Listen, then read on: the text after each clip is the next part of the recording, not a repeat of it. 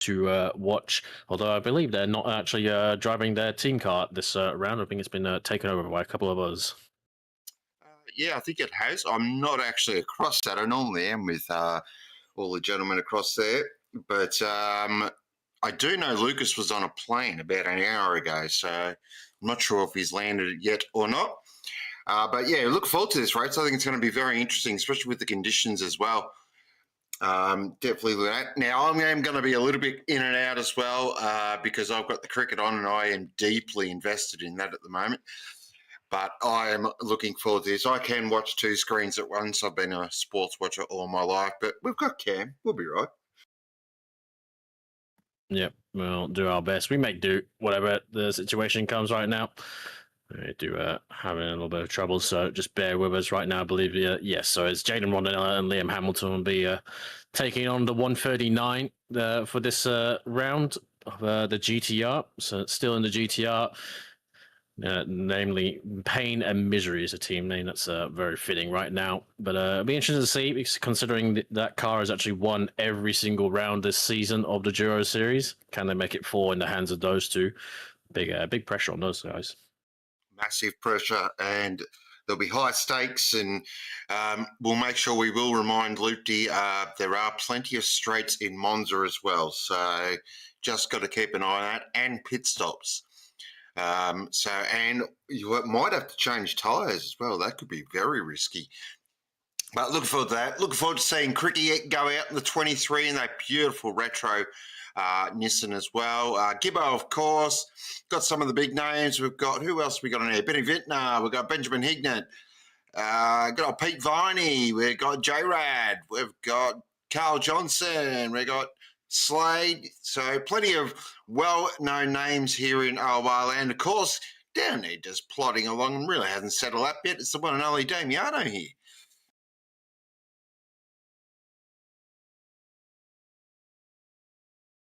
Yeah, we're going to need a Discord stream back up, by the way, Glenn. He's gone.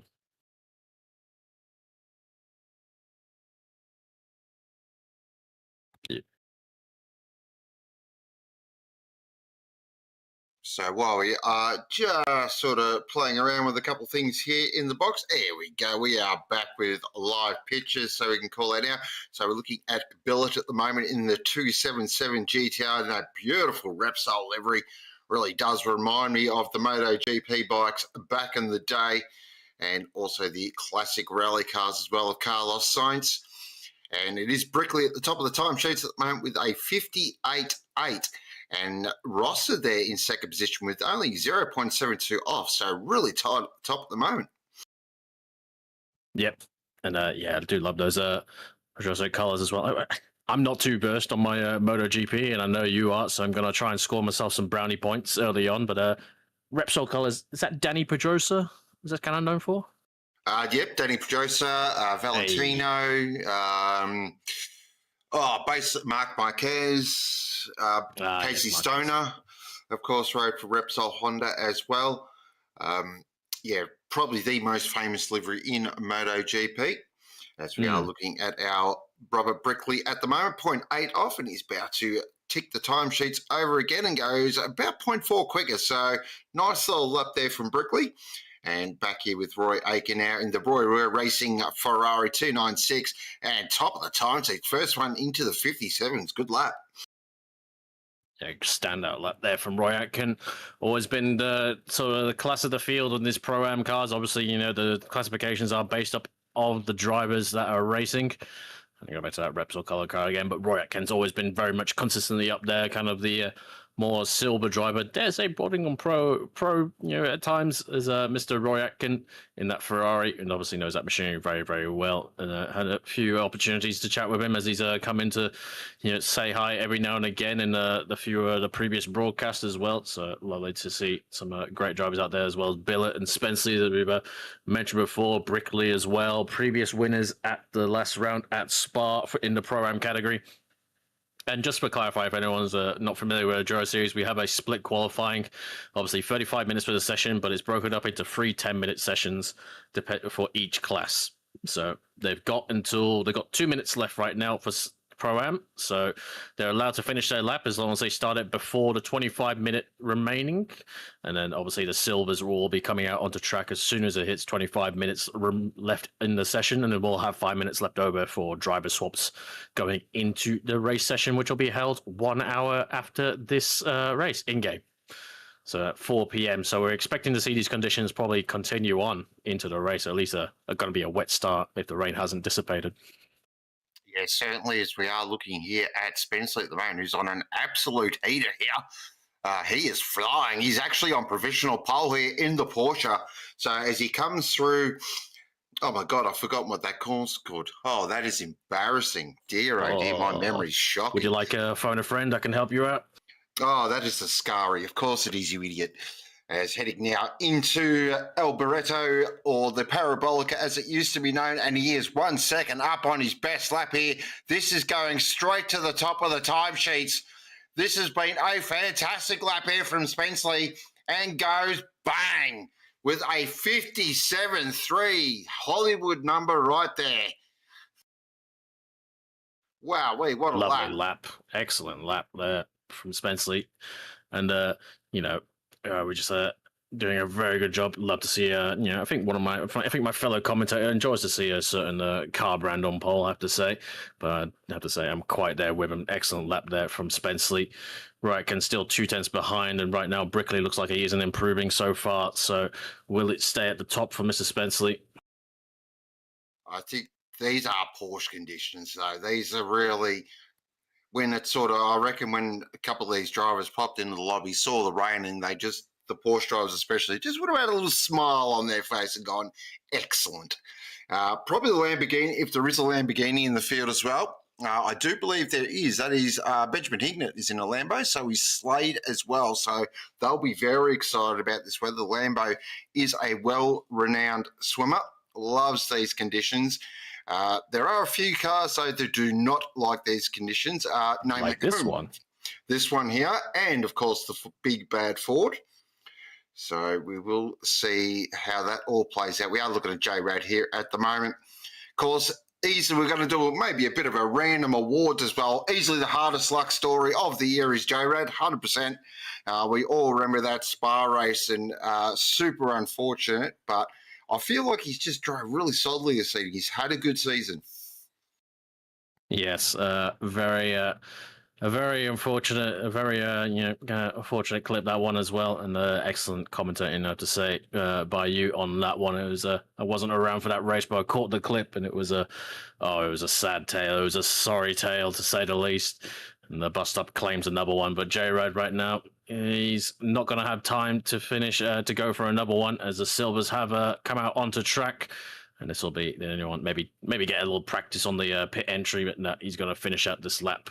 I dare say he isn't improving, but I'm not too sure if the timing's just bugged or whether he's setting his first time. He is setting his first time. I'm at about up to P8. That is a good lap there from J-Rad, because he will have to pull off now and pop into the pit lane, as we're looking at Mr. Bank, who's moved across to the McLaren. So normally a bit of a Porsche enjoyer, but jumped into the McLaren for this Duo Series. Now, I hope they've got the memo that they shouldn't really be out on track there at the moment. So hopefully, considering that time there, that might be a bit of a naughty. Here is Mr. Mad Mike Crick. And in that absolutely gorgeous 1991 tribute livery of the Nissan GTR, and looking great out at the moment. I've actually been looking at the timesheets, and he's been setting some very quick times there in the GTR. So Cricky's on it here. Yep, going very well. And obviously machinery that he knows all too well. I think maybe that lap from Mr. Trubbank might stay. Not too sure. It was very close to whether he actually crossed the line in time, get my words correct, for starting that one, and obviously he was entitled to finish it. But we'll see what happens on that one, but he definitely should be peeling in right now, that's for sure. But yeah, Mike Crick in this lovely retro tribute livery, as you've already mentioned as well. Great to see this one. I can't remember, is this one the year after the Winfields, or was the Winfields the second one that won? So this was 1991. This is when before Winfield came along. So this is sort of that this is more of the 1990 style livery as well. So 1990 and 1991, they were very similar. And then, of course, they turned red in 92 before they moved across to the V8 formula. And we're looking here, Crick at the moment. So it's actually Scarney behind the wheel. Wow, there we go. That's just changed things, hasn't it? So Scarney be loving this. He loves these conditions. He'll be getting the back end out. He'll be sliding it all over the place. He'll be loving life. Scarney and Cricky, I mean, what a combination there of drivers. Looking forward to see how they go this evening. Silver class, though, really competitive as well. We've got sort of the Kovacs boys there with Pete Viney behind the wheel on the 78 entry in that gorgeous shell Porsche. That looks absolutely magnificent. One of my absolute personal favourites. Of course, a bit of a throwback to the Le Mans era, that livery on the Porsche. And looking very nice as Pete Viney now will get his head down and get to work out there setting a lap at the moment. And they've been very strong all season, this car. Yeah, great stuff from Pete Viney, the absolute master behind the pencil with his designs as well. And yeah, I have to echo similar settlements on this one, kind of similar to the 962 days, and also like the I think we had one of the recent Shell Porsches as well in the Bathurst these last few years, but always a very strong contender as well in the Porsche as well for Pete Viney, whether it's sprints or endurers, he always is behind the wheel in the 911, and pairing up with Pete Chalmers for this race as well. So Chalmers and Viney, a very good steady set of hands as well for Silver Class, and I'm sure they'll always be right there in the running and definitely always making it towards the end, that's for sure, with those guys. Definitely couldn't agree more. And then we've got PJ, Mr. Patrick Johnson in the 316 as well. And I'm not going to call that it is him out on track at the moment. Here he is in that beautiful Wally liveried Porsche with the yellow wheels. They're bright, that is for sure. Now, who's his teammate there? Okay. Rochford.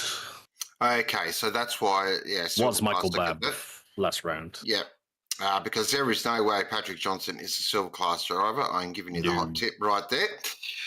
He is 100% a pro.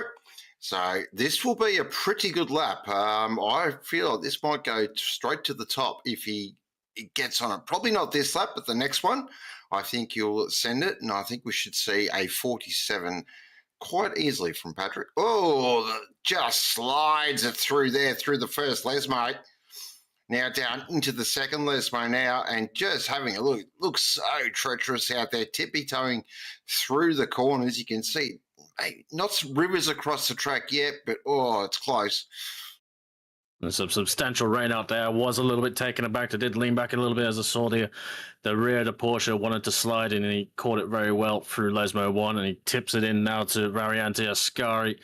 A little bit of bump on the middle part, but A-OK. Takes a lot of curb still on the last part, as all the cars generally do, to straighten it up for the run down to Corvette Parabolica. I'm not calling it Alboreto, Solid Michel, but it is a Parabolica for me through and through. We'll see how he tackles this last one. Ignore the Delta. I think the Delta's completely balked. It's the end of the year. It's already off into its holidays. But a good run out from Patrick Johnson. A little bit squirmy there on the exit, but he gets the power down. It's okay if it's going straight. And we'll see where he comes up. Definitely, surely towards the top on this one. Right to the top there. Ahead of Eric Scarney is Patrick Johnson with a 57.177 for the 316 Porsche. That's a fantastic lap there from Patrick. And there is Benjamin Hignett waiting in the pit lane in the 69. Down as always. Yep, typical Lamborghini. So, I'll tell you what, he's keen to get out there. There's still 7 minutes remaining. Yep. I think it's 2.5 minutes. At 15 minutes will be when the pros are going. But he's jumped the gun a bit early. I hope he's got a magazine to read out there. But hopefully the Lamborghini doesn't rust into pieces by the time it's done. And obviously, we've got the new Temerario next season. Can't wait for that to not come to ACC either.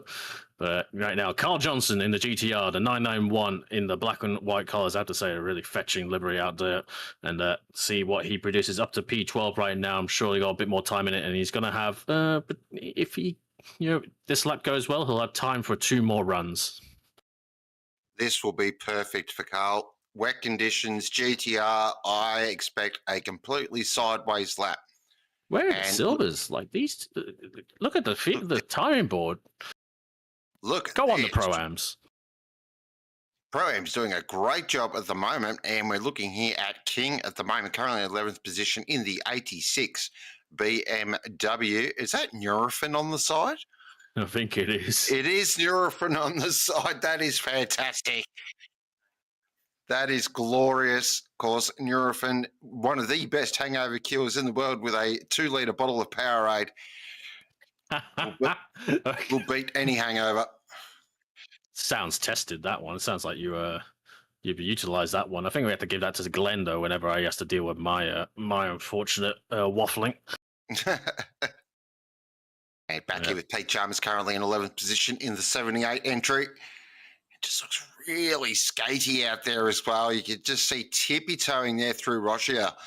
Just doesn't want to hit too many curbs there. We've got dry in 30 as well. So interesting, with 15 minutes remaining, we may have one of those really weird sort of semi-wet, semi-dry situations at the start of the race. Yep. It'll be interesting on that one. We'll see if the rain stops, but I guarantee the rain on track right now is not going anywhere. So it will be interesting to see how it kind of shakes up the strategy. Right now, Pete Chalmers going on his lap into Ascari again. Interesting to see that Hayden Marsh in the 27 silver car hasn't actually gone out and done a lap yet. I don't know if what's their game plan, but they're clearly around, but they're not doing a lap. We'll see on that one. And to be honest, Monza, wet. Not a terrible strategy to start from the pit lane or the back of the grid. We'll see what Pete can produce right now. Currently P12, and we'll see he's probably, very close to only a few attempts. We'll get him ahead of Johnson and King right now, but they are also still out on laps, as well as Scarney and Johnston. We'll see how Pete can produce. It crosses the line and up to P4 there. Excellent job by Pete Chalmers. And that is going to be their session done as the pros now come out onto the track. Very much so. Good lap there from Chalmers, but it is Johnson leading the way in silver class with a 56 too. That is a Hollywood number if I've ever seen one. That is 100% a pro time. So a great lap there from Patrick. And as Cam was saying, the pros now head out on track, and we should see some real quick times here. I reckon we will see a 55. I just don't know from who, though. Yeah, it's going to be tricky to say. And obviously that stellar lap from Patrick Johnson going right up there as well. All these guys are now vying for positions, to say. And going to be interesting to see who can produce it. I'm not too sure if we're obviously missing a few of our absolute top-tier, top-shelf aliens.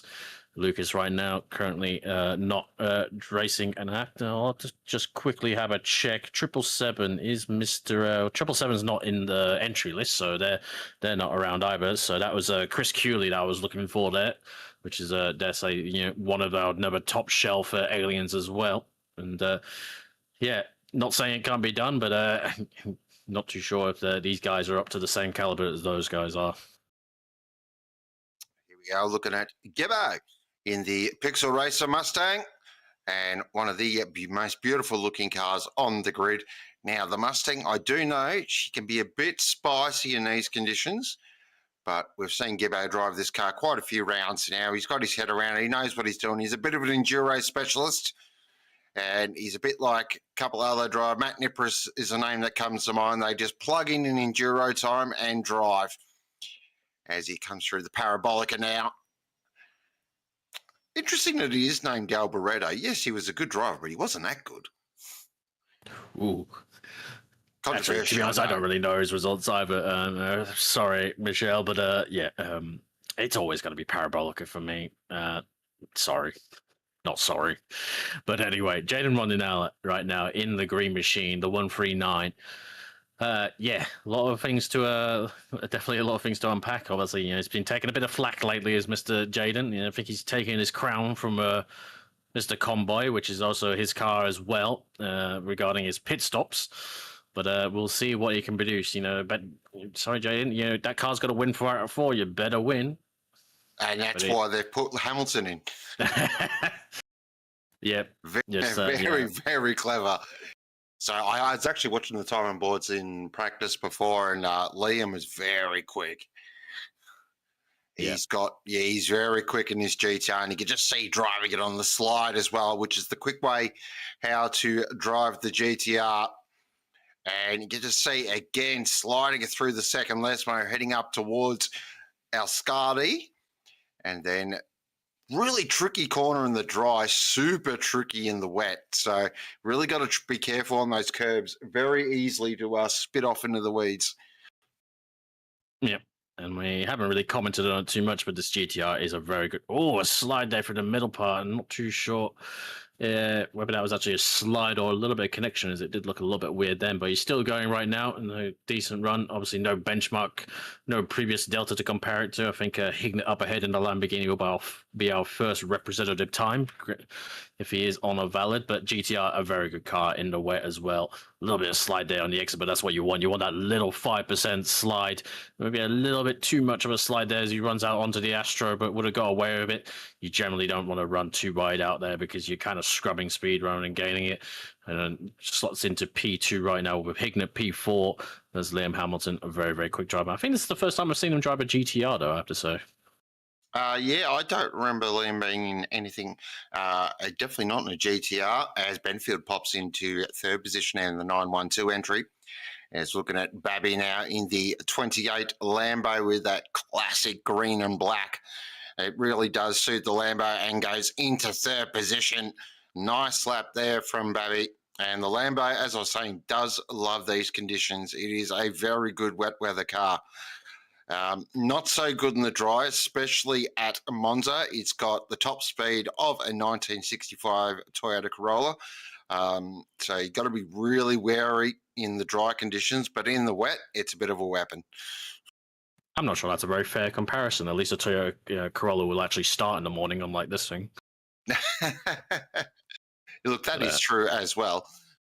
I don't think, to be fair, those 90s, 80s era Toyotas, they'll start no matter what you do to them, I have to say. But Lamborghinis, obviously Hignett as well in this. I think, very one to watch. This is definitely Glory Babby in this Lamborghini in the way. I was a little bit surprised. A bit of a slide there from Hignett on the exit, but well caught as well. Still 8/10 up on his lap, but I didn't think the Lamborghini would be like the ideal car for the wet, mainly because I've driven its sister car, the Audi, which is the complete opposite. Yeah, it's a very similar platform, but it does seem to go very well, which I think Rob Underwood actually kind of proved. A bit of a slider for exit, but still up to 9/10 as well, but looking good so far. Might be up to provisional pole. It's so close, right on the cusp. But what does he go up to? He goes up to P2 for Benjamin Hignett with 1/10 behind Patrick Johnson with Patrick's lap. Oh, straight into the 55.7s for Liam Hamilton, though. Bam, wham, bam. Thank you, man. That is a great lap from Liam. I'll call it now. That's pole done and dusted. No one's catching that lap. That is a stonker, a 55.7. Oh, Damiano's here. Here he is. Damiano's just gone, hey, don't forget about me. And just pops it in the third position. Lovely lap there from Damiano. The absolute Porsche Meister, Mr. Damiano Fercolini, has been displaced there. Glory Babby, though, right up into P2 right now. Only a 10.5 off Liam Hamilton. I dare say, we've only got 3.5 minutes left to run, but I would want to say Liam Hamilton's pole is pretty safe, but Glory Babby, we know how quick Glory is, and this car in these conditions actually looking pretty good right now for the Lamborghini. He's already 1.5 tenths up is the Lamborghini driver as he grounds the Curve Grande and grabs fifth gear on his run down to the Valiante della Roggia. And where does he break? Just before the 100, between around 120 meters, gets it nicely turned in. Not using any of the orange curb. A bit of a slide in the exit, but that was actually okay. He got the power down still, no disruption. And then up to 2/10 up into the Lesmo 1 for Glory. A pretty clean run, looking all good. That's the thing you kind of want to do every corner at 90%, and it all adds up in lap time towards the end. Very good exit there out of Lesmo 1. Oh, and he's just bled it away at Lesmo 2. Caught a little bit too much grass. That'll put you on your ass very quickly. But he just keeps the boot in it. That's what Babby does. Now up towards Ascari. How brave does he want to be? How much curb does he want to take? Just slides it in beautifully. And then lovely through the second part of Ascari, lovely through the third part of Ascari. Oh, a little wobble there on the exit. That's going to cost him time. He's going to bleed time all the way down to the Parabolica, and that might be pole done and dusted. Oh, as Hamilton goes a 54.9. Oh, that's it. That's over. It's done. Yeah. I was going to say, Glory knows he has the time in hand for pole, but now Liam Hamilton's absolutely moved the goalpost a mile down the road, up to a 54.9 for Liam Hamilton. That is an exemplary lap, almost 1 second on the field. So we're cutting out to Damiano Fercolini, Liam Hamilton. Oh, Loop D in the chat. You got some big boots to fill, my son. And there's no pressure, Loop D. No pressure at all. We'll put him in for the start. He can, he can just be the cork. As Damiano just finds a little bit time there. And Benfield currently in fourth position. So the Lambos and the Porsches, that's to be expected up towards the front of the grid. But it is a GTR currently on pole. Then Babby in second in the Lambo. And then a bit of a Porsche sandwich with Thurcolini, Benfield and Johnson, the first of the silver class cars. And then it is Benjamin Hignan in the 69 nice Lamborghini, and then Kiri and Cook are your 8 at the moment. We haven't really spoke about Brad Cook there on the Honda. That would be an interesting experience in these conditions. Now, having a look here, is that Babby? Here is Mr. Brad Cook, 0.4 up at the moment. And he is looking very strong here. Now, I just want to see how he takes Ascari here in his Honda. Honda first. Honda first. Yeah, here he is in the smokestack entry and just ripping it through Ascari there. Good exit as well. Lovely exit there from Brad Cook. Look at the time. It is absolutely coming back to him beautifully. He'll be nearly a second up as he heads down into the Parabolica. Now breaks it nice and late. Gets the nose in. Really important to slow in, fast out is the key to the Parabolica. And as you can see, he nailed that. Absolutely nailed it. Beautiful exit here from Brad Cook, and this is going to move him right up the timesheets, and that'll be a net third position. Lovely lap there from Brad. Amazing lap there. Another Benefield up there in P2 as well, just ahead of Brad Cook. Imagine what happens if we give Brad Cook an actual decent car, what he could produce. But not bad for the Honda. It's fair clean there, P4 as well as Benefield. Our Le Mans Ultimate absolute masterclass of a driver in his Ferrari 499P, but has swapped out for a bit of a different machinery here with the Porsche. Cuts the curbs quite nicely there. Took a lot of orange curb on the first part and obviously avoid the second part as well. As you see how his run is into the Lesmo corners right now. He's got a little bit of traffic up ahead, but should be far enough behind to not be affected. And a good run through Lesmo 1 and his run now into Lesmo 2. These are the final laps for everyone right now. As we finish off the last 5 cars for this qualifying session to dictate the top. Liam Hamilton, scarily, he's actually still out there on a lap right now, still a valid lap. 1/10 in hand for Benefield. I'm not sure that's going to be enough for pole, just a hunch. And this run through Ascari better be legendary. It is a lot of time in hand, a bit of a slide on the exit, a lot of curb on the exit. 5/10 up, that's a huge gain, even with a little moment here and there, but is now run down to Koba Barapolica. We'll see what he can produce. I'd say it wasn't on for pole, but 6/10 now in hand. It's going to be pretty close. We'll see how he goes. This is a moment of truth for Daniel Benefield. The slider there on the exit catches it nicely, but bleeds a bit of time in there. And he's going to unfortunately lose a little bit of time. It's not looking good for pole, but it is going to be pretty good for P2 as he falls behind Fercolini temporarily and straight back to P2 there for Benefield. Nice lap there from Betterfield, using that experience that he's gained in LMU on the hypercars and bringing that experience across to Porsche. Gibbo now finishes his up there in 11th position, and he'll take that a long race. We've got 180 minutes or 3 hours, whichever time frame you want to use. We'll go with use. So plenty of time to make positions up if he didn't have a great qualifying. So it is Liam Hamilton who popped it on pole with a ridiculous 54.8 from Benefield and Miller, Thurcolini and McLaughlin, Cook and Hind, Babby and Slade, Hignett and Pethybridge, Johnson and Scotty Rochford, Keary and Squires, Vintner and Phillips, and Scarney and Crick are your 10, with Gibbo and Weatherburn and Spenceley and Lean just outside the 10 there. Then we're having a look here. Who's that? That's Spenceley and Lean there on Pro-Am pole, and is Johnson and Rochford there on silver pole. But look at that Pro-Am field. That is so tight. That's going to be great to watch. Yep. And so we're obviously hoping everyone is well behaved on the first laps. And we have to give it, yeah, right. I'm trying to get my commentary curses in right away. But I have to say, you said it in chat as well, did Mercedes Squires, but well done to Alex Carey, his teammate, Academy graduate, right up there in P8 in the Mustang. That's an exemplary job from the Academy graduate.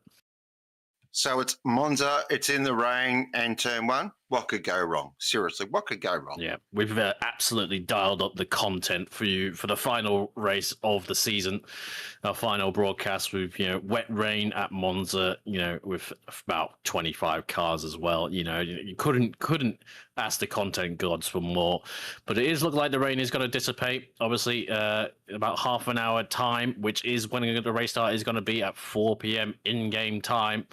So only 30 more in-game minutes until this race undertakes on the way. And just a reminder, the race, obviously, it's a 3-hour race, and there is no maximum timers for the drivers, for stints, but for overall race amount distance, they can only do a maximum of 60% per driver. So it's pretty much a nice, even 50-50, 60-40 for all the drivers racing out there. Well, I think that depends as well. I mean, we know with the Porsches, they can run their little map 2 strat, and they can nearly just do this in one stop, which is a huge advantage, especially with a race as well in these conditions, because you're not going to use as much fuel in these conditions as you would in a full dry race. So really interesting to see how that plays out. We know for pure speed, the 139 definitely has the pure speed advantage. But again, this is what I love about the Duo series as well, is because we've got different drivers and different sort of class of drivers with each other. It's really interesting to see how it all plays out. And we're 3 hours around the Temple of Speed in the wet. This is going to be an absolute beauty. Our last stream for 2025. It's been a hugely successful year here at OOR, really kicked some goals. Of course, you are watching, thank you to simrigs.com as well for their continued support, and also Thermaltake as well. You guys have been amazing all year as we fly down the grid. There's that absolutely cursed Mustang. Well, actually, no, it's not cursed anymore, is it? Not anymore, I guess. I mean, it is appropriate for the car. Well, yeah, going back to Fords, I guess. I don't keep up too much, but I know that that team is going back to a Ford machinery, as it was when it started, the 888 Racing. Oh, wow. That's a livery. Yep. That is a compilation. That is a collage. That is something. But just wanted to give a nice. Oh, wow. That is fantastic. Just a shout out as well in the sim racing. Oh, poor, that's very topical right now. Jeez. Oh dear. Yeah. Well, we've got wet tires on. At least we know that. Thank you. Yep. But just a serious point in the sim racing sphere. I think Will Ford of Boosted Media has had a bit of health troubles lately, and I just wanted to wish him too well. Obviously, he was our title sponsor, I believe, for this year's Bathurst, as we were supporting Glenn as well. and he's had a bit of a health scare lately. I'm not too sure how serious, but I've seen a few pictures of him in the hospital. So we'll wish him all the best, and obviously, we appreciate everyone who's come on board, all the patrons, but obviously all our sponsors, and we've had Fernaltay come on board. We obviously had the good folks at Simrigs as well that have helped, empower us to put on all these series and everything like that to cover it. And then obviously we've got all the goodwill of all the boys and girls out there volunteering their time that we can keep doing this, year on year out. And just obviously thank you to everyone, and we hope we all have a smashing 2026. Yeah, I just want to give a shout out to Will as well. Rest up, mate, and I hope you do get on the mend really soon. It was one of my absolute highlights of this year was calling a bit of the Bathurst 12 hour with him. So I'm a big fan of Booster Media. I love what they do. Big thumbs up, mate, and get better soon. As Scotty Boland just takes a wicket, you beauty. But we are about to get racing. Here we go. 7 seconds, and then the field will lead away. And the rain has stopped, and then there's rain in 30. Oh, this is going to be one of those races. Yeah, going to be very interesting to say. We're seeing a mix of tire choices right now. Obviously, the track is very wet right now, and obviously you can see the top right, the track conditions. I expect that we might get to greasy or damp, or maybe even green track conditions before it goes starts raining again, because 30 minutes is a while away. With 25 cars, that's going to be drying the truck up very quickly. But I'm seeing a few cars out there with yellow markings. You can see there the yellow markings indicate a slick tire compound. If you don't see any yellow markings, that indicates a wet tire compound. It's surely wets. No one's going out on dries, and if they are, I will buy you a 6-pack. The leader, I think, is on wets. The P2 man's on dries. The P3 man, I think, is on wets as well. We're at mercy of the spectator right now. The spectator camera. Oh, my goodness. Who's in the GTR right now? I dare say that's Loopy with him clattering that curve the way he did right now. But it is Liam Hamilton, apparently. Yeah. So, we'll have to see if he updates. We'll give I'm a big Loopy fan. He's one of my favourite people, but you'd be crazy to put Loopy in the start of this race. Put Liam in, build a lead, and then hand it over to Loopy would be the ultimate strap there. But I am really interested to see how these Porsches go. That's my sort of real big watch for this race, especially with mixed conditions. The Porsche in mixed conditions is an absolute rocket ship. So really keen to see how that all plays out as well. And the GTRs, we do know, can get a little bit, loose in these conditions. So they'll have to keep an eye on that. You don't want to burn those rear wets up too much, because then, as Mark Scaife always says, you'll knock the edges off, and then it basically becomes a slick tyre. So really important to just keep them under temperature and don't overpressure them. Super important, because if you are on wets, you're going to have to maybe run into greasy / green conditions, and you want to be able to sort of get them to that pit stop. But they all lining up in double file now, and it is the last one for 2025. So I am going to hand it over to our duo expert, the one and only Cam. Thank you very much, Sean. It's a pleasure to have you in the box with me for this last run, the last call of 2025. It's been an excellent year, and thank you to everyone else that's been so supportive to me personally, but also to everyone. Shout out to Blake for corralling us, us commentators out there. We do appreciate her efforts, especially with me as well. I take a lot of wrangling, but we'll put that aside right now as a rundown. Double file to the line. I think it's a bit of a late start, and I dare say the GTR is going to have to jump up the start. The Porsche is pretty wily as well. And I'd say if Benefield is out there on slicks, he really needs to get to the front and lead this race for sure. We'll see the run goes, but it's going to be race start initialized. We're still waiting, still holding at 80, and now as the green flag though goes, and it's a good jump from Liam Hamilton alongside though with Benefield. It is neck and neck between the two, 6 cylinders for each of them, but with a pair of turbos on the GTR. But it is still going to be side by side as they run down to turn 1 right now. It's still even Stevens, but the GTR on the inside line. Benefield trying to hold it ready outside. He'll have the inside for the next corner, but does fall in behind.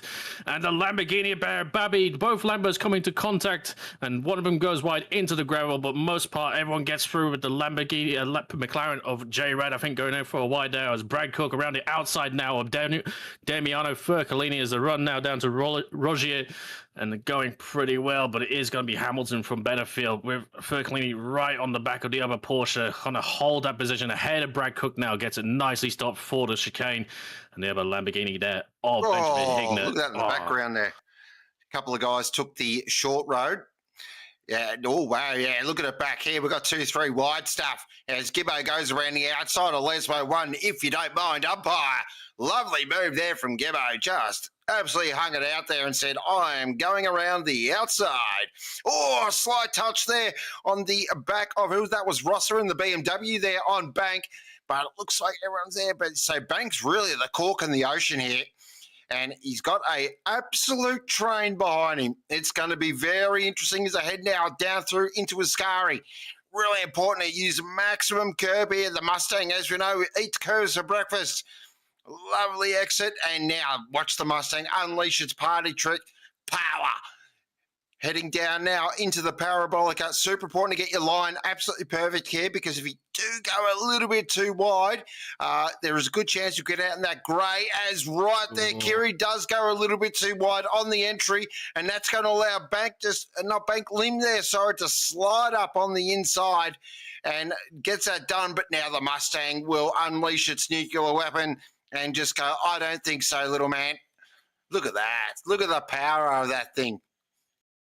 Even with 20% restrictor, the horsepower comes ahead, but the McLaren is still holding steady and will have the inside, the later braking as well. There's a good job there from Darrell getting ahead of Kiri, using his experience as the Vintner there, and the BMW getting a little bit undone as well. Looks like he's fallen behind Scarni. It's all a big train, a bit of a gaps here and there as Cook is trying to catch up, but look at the lead there for Liam Hamilton, absolutely sending it away. And I think those slicks are starting to show its issues right now for Benefield. He is leading this P2 and down, so absolutely just creating a big lead now for Liam Hamilton, his Benefield. But yeah, we'll see what Furcolini does, though. He's there, but he needs to be closer if he wants to get a move done right now. But he needs to look after his own wets. That's the thing, there's a long wait until this rain comes back, and who knows if the wets are going to be in any good condition by the time we get there.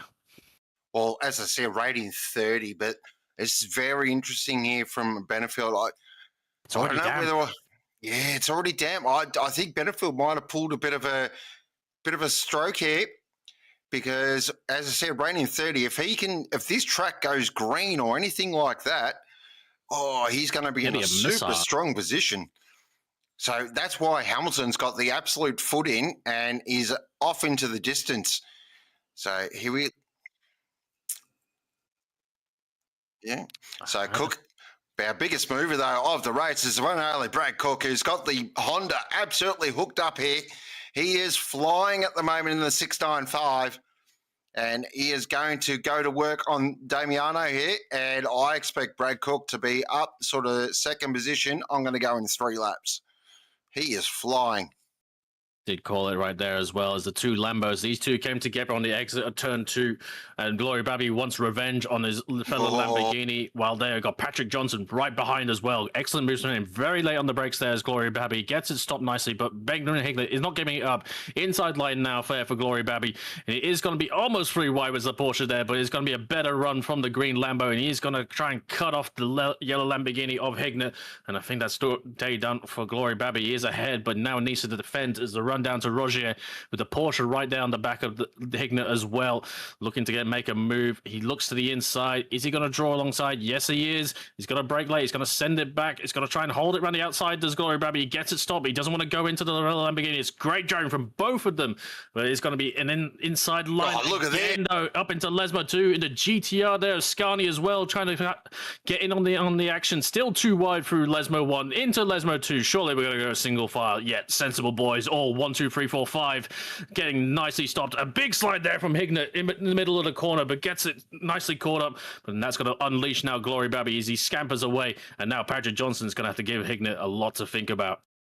That was a fantastic exchange from all drivers. Gave each other racing room. Take your hats off, ladies and gentlemen. That was a beautiful bit of driving there from Babby. Just put the car in the right position and really use the strength of the track to get the car in the right position. And now he is off and he is trying to drive away, no more to pay. But he's got his work cut out because, again, the weather's just come in again. So we've had a change of weather, and now it is rain increasing in 30. So maybe the slick... it's Benjamin Hignett. The apex is not there, son. That is not the way through parabolic, and he's going to lose another position there to Patrick Johnson. So Benjamin Hignett having a bit of a tough start at the moment in the Lamborghini. He's tucked right up the rear wing of the Porsche, and he's going to do the double Dutch. Here we go. So he goes to one side. That's his move. He's going to, mate, is he going to flick it back on the inside? No, thinks better of it. And in the background there, that is a limb, I believe. That's one way to take the turn one complex. And Mr. Mike Crick, Eric Scarney there in 8th position, doing a lovely job in the 23 GTR. Back here, Daryl Lim at the moment, doing very nicely. 10th position, our leading Pro-Am at the moment in the McLaren, and in the 10. So that is a huge drive. Yeah, excellent job by all these drivers. Great to see this whole fight from P5 to P11 almost in one shot. As the fight now there, but it's going to be Glory Babby heading them up, and Odessa, he's going to be on his way to finding Brad Cook. He is a very quick driver right now. Spells disaster, though, I have to say, the weather change for Benefield. You know, they are on slicks, and Odessa, the only chance they had is that it would dry up enough for those slicks to come into action, but 10 minutes away for rain to come back, that's going to absolutely ruin their plan right now. And Odessa, anyone on wets as well, is going to, they're going to have to go through a bit of a rough phase as the pressures are probably a bit high right now, as the track doesn't have enough water for those wets to work at their best. But only 10 minutes away, that's going to be a-okay. It's also, if you start going more than like 25 minutes longer on the dry track with no water on it, that's when those wets are really coming. Like Toe 5 Wonder, Darryl Lim's gone for a spin on the exit of Ascari. That's a disaster for them as they fall back from P10 surely all the way down to the bottom of the grid, as Slady in chat has done a great job of cursing him, I have to say. Yeah, nice work, Slady. 10 out of 10 there. But yeah, that's hurt Liam. That's dropped him way down the order. That is now going to put Rosser in lead of the Pro-Am category. So 2 hours, 52 minutes remaining. Of course, you are watching the Simrigs Duo series from the Temple of Speed, the Autodromo di Monza, and it is the one and only... Geez, I got my words mixed up there. Back with Darryl Lim. It is Liam. Thank you there, Glenn. My brain is not working today. So it is Liam Hamilton leading the way from Daniel Benefield, Damiano Thurcolini, Cook, Babby, Johnson, Hignett, Scarney, Vittner and Keary are your 10 at the moment, but Hamilton is flying 5 seconds to the good. Now, Benefield is on a slick tyre, we believe.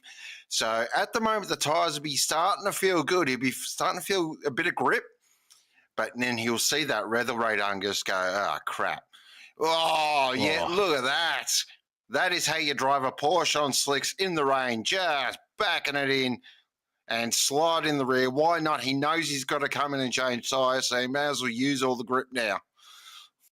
Yeah, it's really going to upset their whole racing game plan because they're going to have to come in for wets. I don't think they're going to get through this. It's not looking to be a short rain shower, that's for sure, coming up. But we'll see how they truck on, and hopefully they can at least, they've got the speed in the car. They just need to get the strategy right now.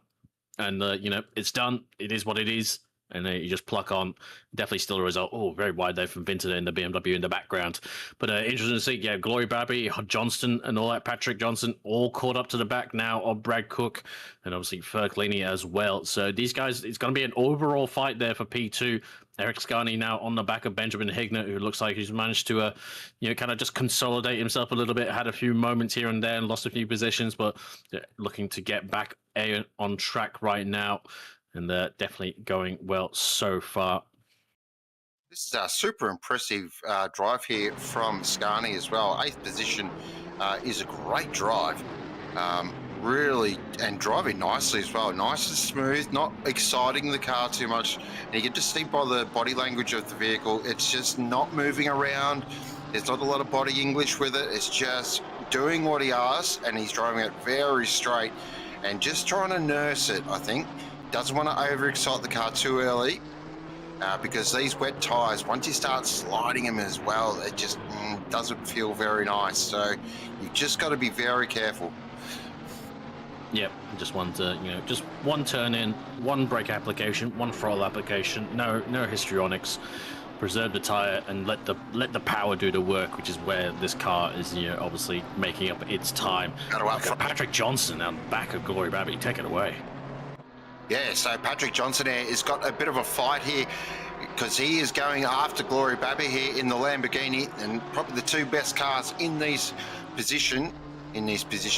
conditions is the Lambo and the Porsche, and we've got two Lambos and a Porsche fighting it out here. Benjamin Hignet's just behind. He's close enough there to Patrick Johnson to maybe get involved in this as well. And look at Brad Cook there as well. Oh, that is a little bit wide. That may come with an invoice. I know the game does not like you going out there at Ascari. It says a big no-no, and you can see a few are chasing water now. So their tyres are just starting to warm up, maybe get into that 32, 33 PSI range when the wets just feel a bit icky. They don't feel, oh, is that a line to come into the pit lane? Oh, okay, no, that's just Patrick Johnson's line through Parabolica. I like that. Bit of a different line, which is good, and that all the water's on the inside as well there, so cooling those tyres a little bit more as they slot in now. Now it's very much a bit of a waiting game. Now they are waiting for this rain. Yep, and it's going to be very close. Speaking of very close, the Porsche all over the back, almost touching the rear diffuser there of Gloria Babby. Also, there's Patrick Johnson, a very, very good driver, and a very strong driver, aggressive driver, but not one.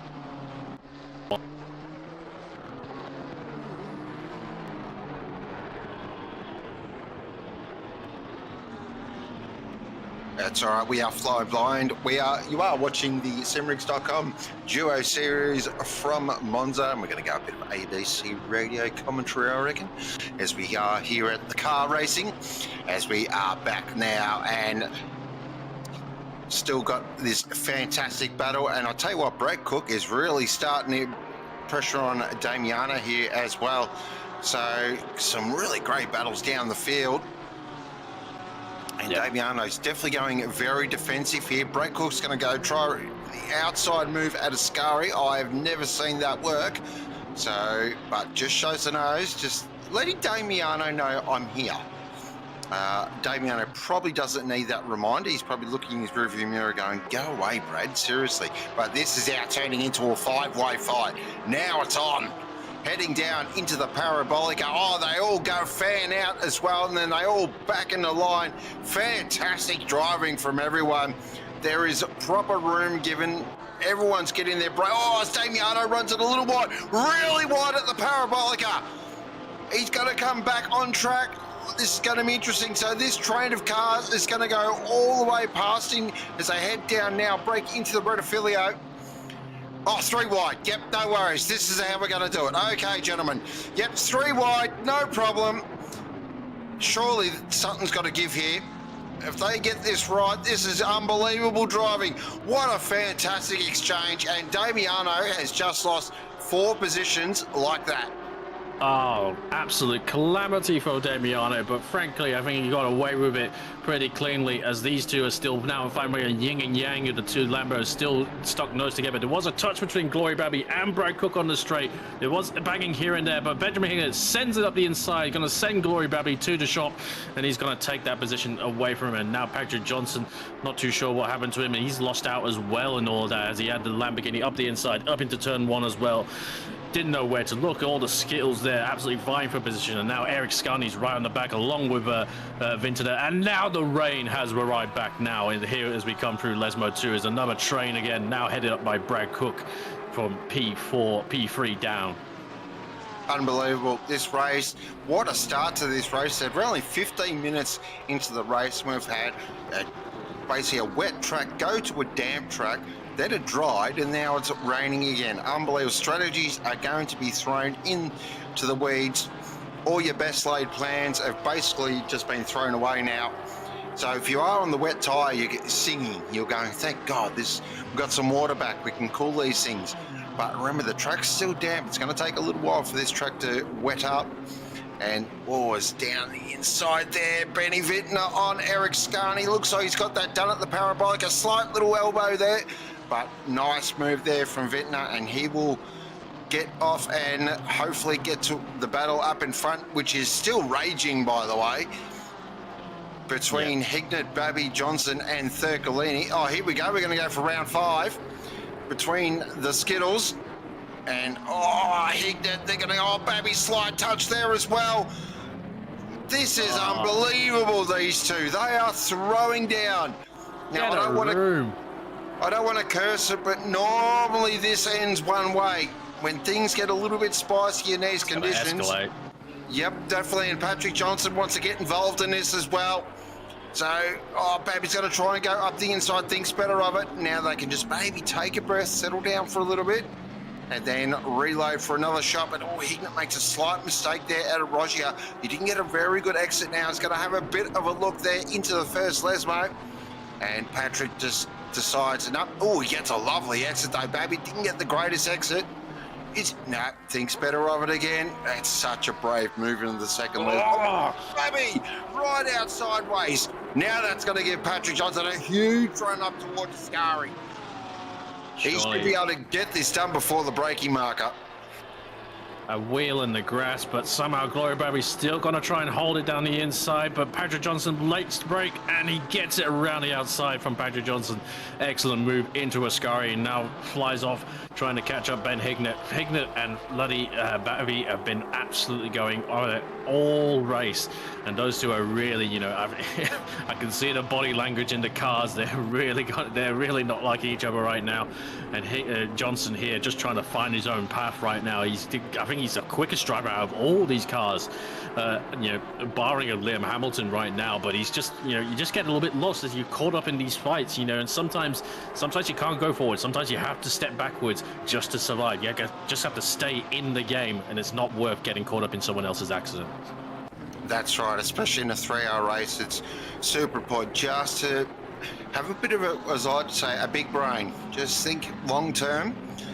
Yes, it is great to get up the front and get stuck in and get the elbows out, but you do have to think of that last sort of 30 minutes, and you want to be in a position to fight.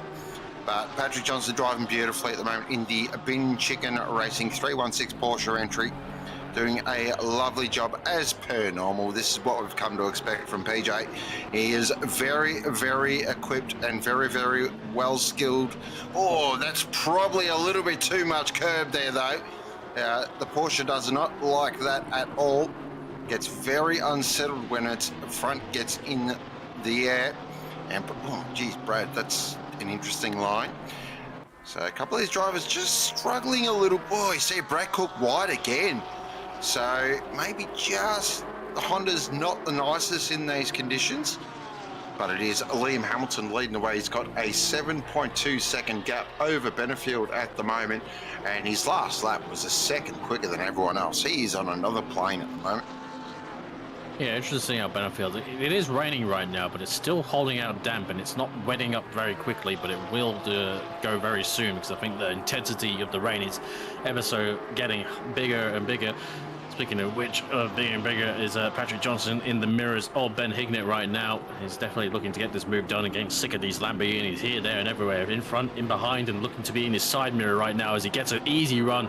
A little bit wide there from Hignett, and it's going to make it very easily now for the Porsche. It's still running side by side onto the start straight right now. But, dare say, going to be in the better position coming onto turn 1, but the Lambo got a bit of poke and coming back at him, and it's actually gonna nose ahead. That's actually quite surprising from the Lamborghini. Normally left absolutely for dead on the straights, but unfortunately the Porsche's gonna lose out on that one, and I wasn't expecting that. That tells me that Lambo's running sweet bugger all wing. That is normally the case, because I can tell you right now, hot tip, there's no way that Lambo should have out-dragged that Porsche. So no, the Porsches are great, but that was quite surprising. Yeah, I reckon that Lambo's got a sweet bugger all wing on it. Yeah, which quite a would be interesting to drive. Yeah, good. Yeah, it'll be very interesting when it comes to the wet conditions, and I'd be curious to see what the other Lamborghini is on the straights. And I have to say, Benefield, yeah, I think Benefield's now starting to drop back a little bit. He's kind of actually kept the gap pretty consistent to Brad Cook, and not to say Brad Cook is struggling out there, but I think we've seen a little bit not on the pace of this Porsche. Yeah, I was starting to question myself. Last lap 54.5, which is pretty. I mean, it can't. I reckon he. Yeah. I'm starting to question the slick because I feel like he would have gone a lot quicker earlier on if he wasn't slicks. That's what I was thinking. I was thinking when there was dry. Yeah, I'm not too sure. We'll have to keep an eye on that. I'm not. It's a bit of a confusing one. Yeah, it could be that. Oh, Damiano's got around. Oh, just out of Ascari there. He's had a massive moment. I hope he's kept it off the wall. Was it crabbing a little bit? We'll have to. We'll wait for the one and only Glenn Germain with the beautiful replay. But that. Hope it hasn't hit the wall, because if it has, he will have to come in. The Porsche does not like damage, and Ascari's a very quick bit of road. No, Benefield's hemorrhaging time right now.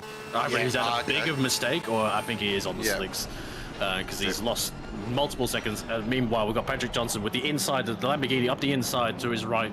He's going to lose out on the exit here, but still alongside, still going to have a nose along the rear axle of the Porsche, but the Porsche power and the exit unmatched, supreme from the 911 is going to pull ahead. But it looks like Patrick Johnson's starting to fall under pressure a little bit from these two Lamborghinis, and yeah, you might be right about the wing on those guys.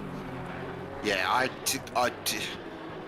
nearly that positive. Porsche's probably on max wing as well. Yeah, 100%. The Porsche's on max wing, and that Lambo is got a bit of wing taken out. And maybe that was their plan, just, okay, we're going to sacrifice a bit of speed in the corners, but we're at least going to be able to hold our own on the straights, where I think look how much running a faster little bit. He is right here. So it's through the second Lesmo, they can just see Patrick Johnson absolutely makes up a bucket load of time, and then all of a sudden the Lambo says, "You're not getting past, sir." Oh, look at this. So hang on a second, because Patrick Johnson is going to absolutely have a conversation about this, no doubt about it. But thinks better of it, slides the nose back in, and he's going to have to now wait basically for maybe turn one, turn two again, because he's not going to be able to get past on the straight. This is where it gets super frustrating, but this is also where you've got to have a bit of smarts about you. And just think long term, think bigger picture. We've got ourselves a replay here of Damiano. So what's happened here? Is it Porsche things? He's got a tap from the rear. Oh, that was Vintner. Oh, wow. Oh, that will not do Damiano's sense of humour any good. Yeah, and that is, I think, maybe one for the stewards. A pretty easy one to call as well. Interesting to know he wasn't taking the curbs like we have seen of Patrick Johnson, and maybe doesn't feel too comfortable on them for his style. But I think that might have caught Mr. Vintner a little bit unaware with him, not taking the curb, aka kind of taking the tighter line, not carrying the speed. But unfortunately, it has sent Mr. Fercolini back to P11. Yeah, could have been a lot worse. Could have been a lot worse. Could have been a lot worse, but I reckon that one's a bit of a slam dunk. That will be coming with an invoice. Unfortunately, though, it hit the rear, and the Porsche hates rear damage. It does not like it at all, so that car will not be feeling great at the moment. But Damiano is a bit of an expert in the Porsche, as Eric Scarney just slides it up the inside there at Lesmo 1, easy as you like. Oh, that was a beautiful move. Hot knife through butter stuff there. And Scarney is on the charge. Had a ripper run on the exit. Oh, chicane, wow. And I turned away for half a second, and I'm guessing one of them had a bit of a moment. But Vintner looking not as strong in these conditions, and obviously GTR pretty supreme in these conditions, and the short acceleration zones around the sector 2 as well. The car to watch, a very early turn in. That's way too early. I was gonna say that was such a weird turn in from Eric Scarney. And as he goes grass hopping and a little bit of bouncing on the exit, but keeps it straight, and gonna give you that position right back to the BMW. I get the feeling, though, that is not the first time we're going to see that, because this rain is going to increase and increase again. So it is going to get pretty treacherous out there. And we do know there is a certain point with the rain on ACC that the track comes close to undrivable. So it'll be interesting with these weather conditions how bad the track, but it's still damp. It's crazy. Oh, Surely these it'd be two wet back by at it. now. Oh, here we go. Johnson and Hignett, round 27. Boy, Oh, and Baby's oh, gone! Baby's no! gone! He caught the curb. I just saw it at the corner of my eye, and he spun it around, and that's going to allow Vintner to get past, and he'll tuck in there, and that's going to give Scarney a bit of a run as well. So just seeing a few little mistakes creep in the drivers that we don't normally see. He went very deep into the corner as I was looking at the other two, and I'm guessing he just took too much of the curb on the second part. But Patrick Johnson defends now again from Hignett, and he's got the move well and truly done. He needs to run away right now because he's got all the pace in the corners. Look how much he's already closer to the Honda than he is to the Lamborghini as we just passed him. And speaking of which, Benefield right there up ahead. Benefield, it's now wet. It's now gone to wet track, and surely Benefield, he can't be swimming with the fishes much longer right now. He's got a long way to go. The rain's only going to get more intense from here. Just, I'd duck in for wets very, very soon. Maybe they're looking to go as long as possible to get their strategy done and dusted. I think switch it to the other driver and just go from there. Yep, as Damiano does pop in the pit lane as well, so maybe that damage was a bit more significant than we realised. But Patrick Johnson's the big mover here. He is on a charge at the moment. He's got the eyes on, and he really wants to get this job because Brad Cook as well. Both of these drivers have been flying, and Benefield has got no grip at all out there. Look at that. He just did not turn in at the Parabolica at all. And look at this, Patrick Johnson's going to slide right alongside, and there is no way Benefield's going to be able to outbrake him with slick, no chance. Oh, look at it, it's even sliding on the braking markers when he applies the middle pedal. Well, there's only two pedals on these things, but you know what I mean. But again, I see what he's doing. I like it. He's trying to last out there to try and at least get into some sort of window. But at what point do you go, you know what, you're sort of robbing Peter to pay Paul here, but this is amazing driving skill here from Benefield. Surprised that I was able to get it stopped on the braking, but you can see on the exits the other Porsche's right all over the back of him. Going to have a look at now to Lesmo 1, but I don't think he'll send it from there. And he gets it nicely stopped behind. He's just, he really wants to get past, and he got the undercut, the snake under for Lesmo 2, and going to have the inside now. It's going to be easily done there. That's pretty cut and clear. As Patrick Johnson, he didn't want to get stopped behind that other Porsche and fall victim of the Lambos yet again. But he gets it done nicely, and he's going to defend, hold the inside line. He's going to send the slick shod Porsche out onto the racing line, but he's not going to be able to do anything from there, surely. No, definitely that is definitely the wrong position to be as they head down into Ascari, and Patrick should be able to get this job down. Now, Johnson versus Cook. Grab your popcorn, ladies and gentlemen, because this will be a beauty to watch. Oh, and look at this, though. Mr. Hignett goes, I want to be part of this action as well. So, fantastic. And we got car 17. That was a 15-second penalty there for car 17. For that was that second chicane for collision on lap 14. So, oh, look at that weather radar. Oh boy. Yep. That's, it is coming down now. It's kind of the weather we've been having lately in my part of the country, I have to say. Warm weather and bigger thunderstorms to boot. But I'm sure everyone else is kind of having mixed weather up here everywhere around Australia right now. Hoping everyone doing well and staying safe. The hurricane thunderstorms that as Queensland was having the other week, everyone managed to stay safe on that one, so I hope everyone is a-okay. But looking pretty good so far right now. Obviously great for us watching with the wet weather. And I'm still surprised Benefield's still out there.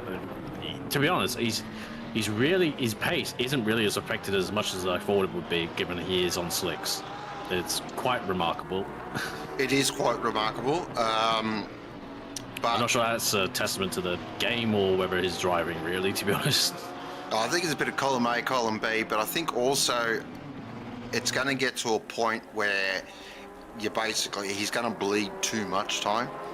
So the good part is, and that's a very good point there from Sadie in chat, there's not a lot of corners here, so there's not a lot of opportunities to spin. You just got to keep it in a nice straight line. But there's so many opportunities here to make a small error, and before you know it, you're into the fence. So you just got to be really careful and really smart. But look at this at the moment. I just want to go back to our leader at the moment. He is absolutely flying. His last lap was a 53.86, and there is no one within a second of him. This is a bit of a masterclass at the moment from Liam. I mean, there's barely anyone within a straight of him right now, to be honest, or even a sector. Like Brad Cook is there, almost 18 seconds to the good. Is the Honda from the GTI has absolutely been decimating the field. Obviously, helps a little bit with the car between him and the rest of the field was on slicks, but Benefield was holding his own for a long time. But Johnson got Cook. I've just had a look at my timing screen now. It looks like Johnson has got Cook. He has. Here comes PJ. Yeah, I was waiting for this, and I was waiting for the Porsche to start flexing its muscle, and here we go. Now, this is where the pressure's on, because we know Johnson is a super quick operator. Can he at least start to make a bit of an inroad here on Hamilton and make a race of it? This will be very interesting to watch. Now, he's driving with Scotty Rochford, and Scotty's no slouch on the Porsche. He can definitely drive it. But they are looking so good for silver class at the moment. Oh, yes, Johnson. Love that. That little slide on the exit of Lesmo too. It's such a good feeling in the Porsche when you get it right.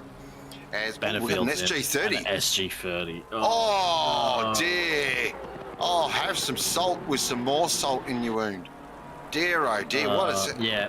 And that's, he was holding the car on track, but braking under slicks into a wet pit lane. I've been there. Oh, dear. Oh, no. I reckon he's absolutely he's flown in at 100 or 80 k's an hour, well above the threshold to get a penalty like that. And, that's rough. He was going to bite the bullet somewhere, and unfortunately it's in the pit lane. It's the worst the SG30. It is, besides the disqualification, is the most savage penalty you can get in ACC. And for those new motorsport fans who don't know what an SG30 is, it is when you now will have to come into the pit lane, sit in your box for 30 seconds, then drive out. That is, it is a savage penalty, and that'll go close. Oh, no, he might go a lap down. We'll have to see. Hopefully not. And of course, Benefield, we know his talent, so he'll put the head down. And I reckon that 912 will slowly start to make its way back up through the field. I think he will go a lap down, certainly. Yeah, unfortunately, it looks like he will go a lap down, but it's okay. It's still a long way to go. 2 hours and 26 minutes remaining in the Simrigs.com Duo Series from Monza. It is the one and only Liam Hamilton leading the way from Patrick Johnson, Brad Cook, Ignat Vintner, Babby Scarni, Kiri, Rossa and Lim are your 10 at the moment, as you're about to see a Benefit now come in and serve his SG30. Wow, that's hard luck. Yeah, that's unfortunate, guys. Thank you to Glenn to the replay now, so we'll see what speed he was doing. And it is a very, you're pretty much going, around over 200 kilometers now on the exit of this corner of the exit parabolic, and then you have to slow it all the way down to 50. And he's very late. He's so late. We're at 120, 93, 90, 84, 78. He's well and truly 30 k's above the limit. That's a loss of license. Yeah, that's a loss of license. I think you're that's slam dunk friendly, and unfortunately for Benefield, but he'll learn from this. He'll go forward and know for next time as well. It's all part of the experience. And maybe if he's able to strap a few jerry cans, he could fuel it and run to the end. But I don't think that will happen, certainly. Unfortunately, no. But, well, the thing is, with an SG30, you can't do any work to the pit as well. Yeah, so you can't do it. That's right. So, we're looking at back to this battle, though. Hignett and Cooker are throwing down here. So this right here is a good indication of the strengths and weaknesses of these cars. So the Honda, not great in the wet. The Lambo is a rocket ship. And Hignett is looking very aggressive here. Just wanna highlight Mr. Loopdy's really tempting fate in Chet right now for someone who hasn't gotten in the car and has to maintain an 18-second lead. Yeah, he's really crying wolf right now. His confidence is up and about, isn't he? Very up and about. So we'll keep an eye on that. As the old saying goes, don't count your chickens. It is a valid strategy that they're trying to go as far as possible so Loopdy doesn't have to do a pit stop. Therefore, can't throw it away. Look, that's fair. But you've also you still got to do 40% of the race in conditions that are, let's be honest, suboptimal. Yeah, plenty can go wrong. We've seen it already. We've seen mistakes from quite a few drivers there. And just little errors that turn into very big errors in these conditions. So you just got to be a little bit clever and a little bit smart, as I've been saying all along in these kind of races. As Brad Cook just slided through the parabolica there, easy as a light. That's standard Honda stuff. Oh, back here with Vintner and Babby going at it. And Vintner, he's had a bit of an interesting race. Doesn't look like there's any invoice coming, but we'll just keep an eye on that. We'll wait, of course. And Babby now in the toes, ahead off down towards the Rettifilio. Probably one of my favourite named corners in the world. And Babby had a look, showed the nose, but just couldn't brake late enough to get the nose up the inside. And then, a bit of a slide. Oh, a slide from both drivers. So that'll negate any sort of chance that Babby had to try and slingshot alongside. So Liam Hamilton still 17 seconds to the good. So that gap's just stabilised a little bit. Yeah, been been kind of stopped a little bit by I think Patrick Johnson finding his way to P2, and he's like, you ain't getting away that quickly. Now that I'm here to set the times relative to you. Let's see the damage there on the front of Ben Vintner when he had that contact with Damiano Fercolini. And that's it. He's Hignett and Babby. They showed red hot pace in quality and everything, and at the start of the race, but I wonder if it's just like once they're laden up with fuel, they really don't have the pace that they were showing in quali, where I think cars like the Porsche with the generally, they don't really have that delta, lost too much when they're laden with fuel. That's getting very close. That was unnerving to watch. Oh, look at the wheel work there from Babby. Absolutely opposite lock everywhere.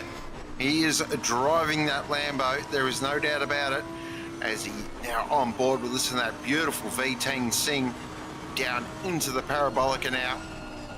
Takes that, that's going to, look at the understeer, look at the understeer everywhere, and then it oversteers. Oh, that looks a wild thing to drive at the moment. And they may have been going good on the straights relative to the Porsche, but good luck against the BMW. It's got the poke it needs down the straight. Just a little bit dirty air will probably not be helping him. I'm not too sure how Babby's setup is relative to the other Lamborghini. It just kind of looks a little bit in the weeds out there right now as Benefield gets past, unlaps himself from Mr. Rosser as well. He's had a very nice little climb up the field, up into P8 right now, net P8. Ahead of cars like Lim and all them. Obviously, there's been a few commiserations for some of the other drivers around this part of the field beforehand, but been doing a good job out there, just outside of the cars that we've been kind of commentating the whole race. Well, that's the thing. I mean, we really haven't called his name, so that's normally a sign that you're putting in a bit of a good stint here. And currently leading the way in Pro-Am in the 714 BMW. Of course, that livery, a beautiful tribute to Need for Speed Most Wanted, the third best Need for Speed game. Third? And yes. Third? Third. That's right, you heard it here first. Oh, sorry, I already know what your number was. It's going to be Need for Speed Porsche Unleashed. No, Need for Speed Underground 2 is number one, always will be. I do like Underground 2, but I'm not sure I'll put it number one. Number 2 is the OG Need for Speed. Back in the day. Underground 1 then. So, of course, the OG Need for Speed was the first time we got introduced to the GT90. but the Supra was actually the fastest car in the game. GT90, that's a throwback. Taco 2, Race Speed, Supercars 2, that Wedge Mobile. 15 seconds, Kyle Bellett. 277, that was on lap 10, I believe. I saw that. Straight to jail, do not pass go. That will that'll have to, of course, be served in their next pit stop. As we're back here with this battle between Babby and Ventnor.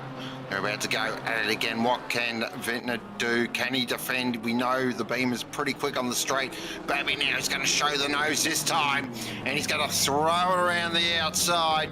But Ventnor just puts the wall up, and he says, I don't think so. You're going to have to do better than that, sir. And what that is doing is dragging a certain Eric Scarney into this as well.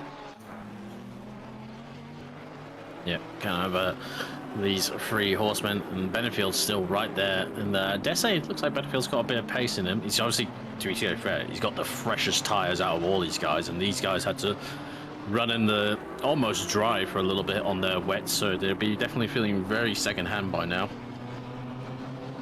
Very much so, and I think that's a thing to keep an eye on as well with the Porsches, considering their sort of Mach 2 idea. Is how cooked are those tyres? Are they any good? Are they going to have grip towards the back end of the stint?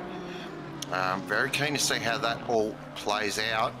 So it is Hamilton 17th, so we're just having all of those lap times there at the moment as well. So yeah, that is definitely stabilised in that gap. It was actually Johnson the last 2 or 3 laps has been quicker. So this race isn't over. Oh, that's super close there from Babby. There was a touch. 100% there was a touch. We'll have to we'll get a replay of that, but they're going to go side by side now down into the Parabolica. Who's last of the late breakers? Babby's going to go around the outside. Surely not at the Parabolica. That is a bold move. But they're still going around the outside. Babby holds on to it. Oh, and Fitness says, no, I'm not having any of this. I'm done. Yep, that was the old, no, this is getting a little too spicy for my liking.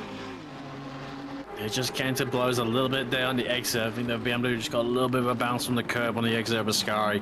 Gave the Lambo the run. Kind of almost had to take avoiding action somewhat. And he's going to be up ahead. And now Ascari on the back. It's an interesting early stop there from Ben Vinton. Obviously had a little bit of damage on the front. Looks like he has gone away with any kind of penalty on Fercolini. Obviously depends if maybe they called their number or not as well. But yeah, not too sure on that one. Why they're in this early. Maybe they don't feel like the car is in a good place right now. Very late there from Scarney. Takes a cut across. I think he would have gone away with any track limits from that, but I think Benefield's going to potentially unlap himself from these two. Yep, so Benefield, I'll just have a quick look here and see if someone get his sort of a bit of a lap time there from Benefield. Just his lap there, yeah, 53.70 his last lap, so he's got some Hollywood pace. As the Aussies get another wicket, just saying. And so, yeah, the unlapping from Benefield, it's still on there. Benefield, yes, he's not going to probably win the race, but he's definitely can make some gaps up as a Bollock now. The 17 pops into the pit lane. So a few early stops here. This is very interesting. Yeah, I think, I can only think it must be worn out wets right now. They just don't have the tire underneath them now that the rain has actually properly come back. It's wetter now than it is at the start of the race.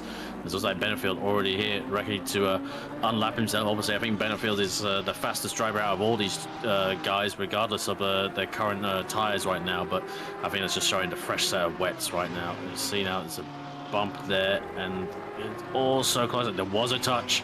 I think Bintonet was having his own moment, and just as a nice little, little bump there from the Lamborghini just to encourage his accident. I reckon Ventnor. I reckon my gut feel is they're trying a different strategy here. They're trying something. Maybe, or the only thing I can think of, maybe that front end was a little bit worse than we thought. And it was just starting to really wear those fronts. Because, yeah, only 45 minutes into the race to come in, that's very early. I can't really. I've done one race in the BMW M4, and it was at a very different track. It was at Silverstone. It was in mixed conditions like this. It was kind of like it was wet, and it dried out, and it kind of went wet again. And you can get a good front end on that BMW, but it really I found it really chewed the front tires, and I wonder if maybe that wasn't helping. Looks like it's still a bit of front damage, so maybe they didn't elect to fix that one. I wonder if it was just, maybe it's just a setup imbalance that they just worn out their fronts or worn out their rear tires a bit too much. Hence the pit stop. It's a tricky one, isn't it? I'm not too sure. That'll be something we'll definitely have to get to the bottom of. If anyone is watching from the Vintner car, they can pop in and let us know. That'd be great. We'll check who his teammate is. That's fine, it's Phillips. So they've changed drivers. Oh, well, there we go. Look at us. Professional commentary team right here. Absolutely. Absolutely. Unfortunately, Roy Atkin has got a 10-second penalty. I didn't catch what it was for, but I'm guessing it's a collision, as usually with the penalties. And I did see, didn't call it at the time, but I did notice, I think on lap 2, they had a moment at Ascari. I'm guessing they were in a bit of an accident, or whether it was a self-inflicted mistake. But they got pace in that car, and unfortunately they've gone all the way back up to P12, and then unfortunately they've now gotten a penalty as well. So mixed conditions, 2 hours to go. They can undo that. Plenty of time, plenty can happen. It's not like it's end of the world stuff. Yep, just got to get your head down, keep driving, and hopefully, you can sort of pull things back. But back here with Mr. Lim at the moment in what I like to call a livery. Because it's got a lot going on. Love the team as well, by the way. CSGO Wild, so clearly a bit of a CSGO enjoyer. That's a pretty good recovery, considering he had that spin it's out. Nice recovery. He's actually chasing down Rosser, and he's doing really well lap time wise as well. He's starting to really boot along here, Mr. Lim.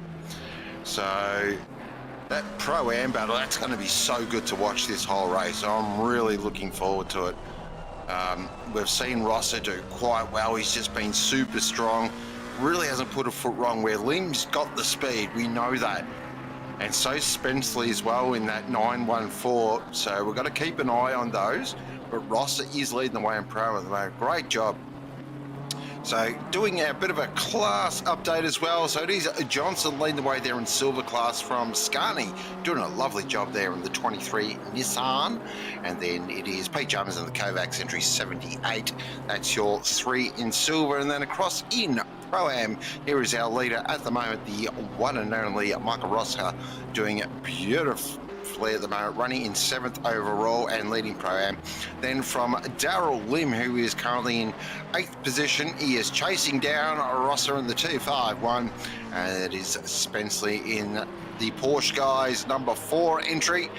And one of my absolute favourite teams. I love all these guys in his team. They are a bunch of good blokes and Porsche legends, and doing a lovely job at the moment. And inside the 10 now, so our top 3 Pro-Ams are all inside the 10. Get around that.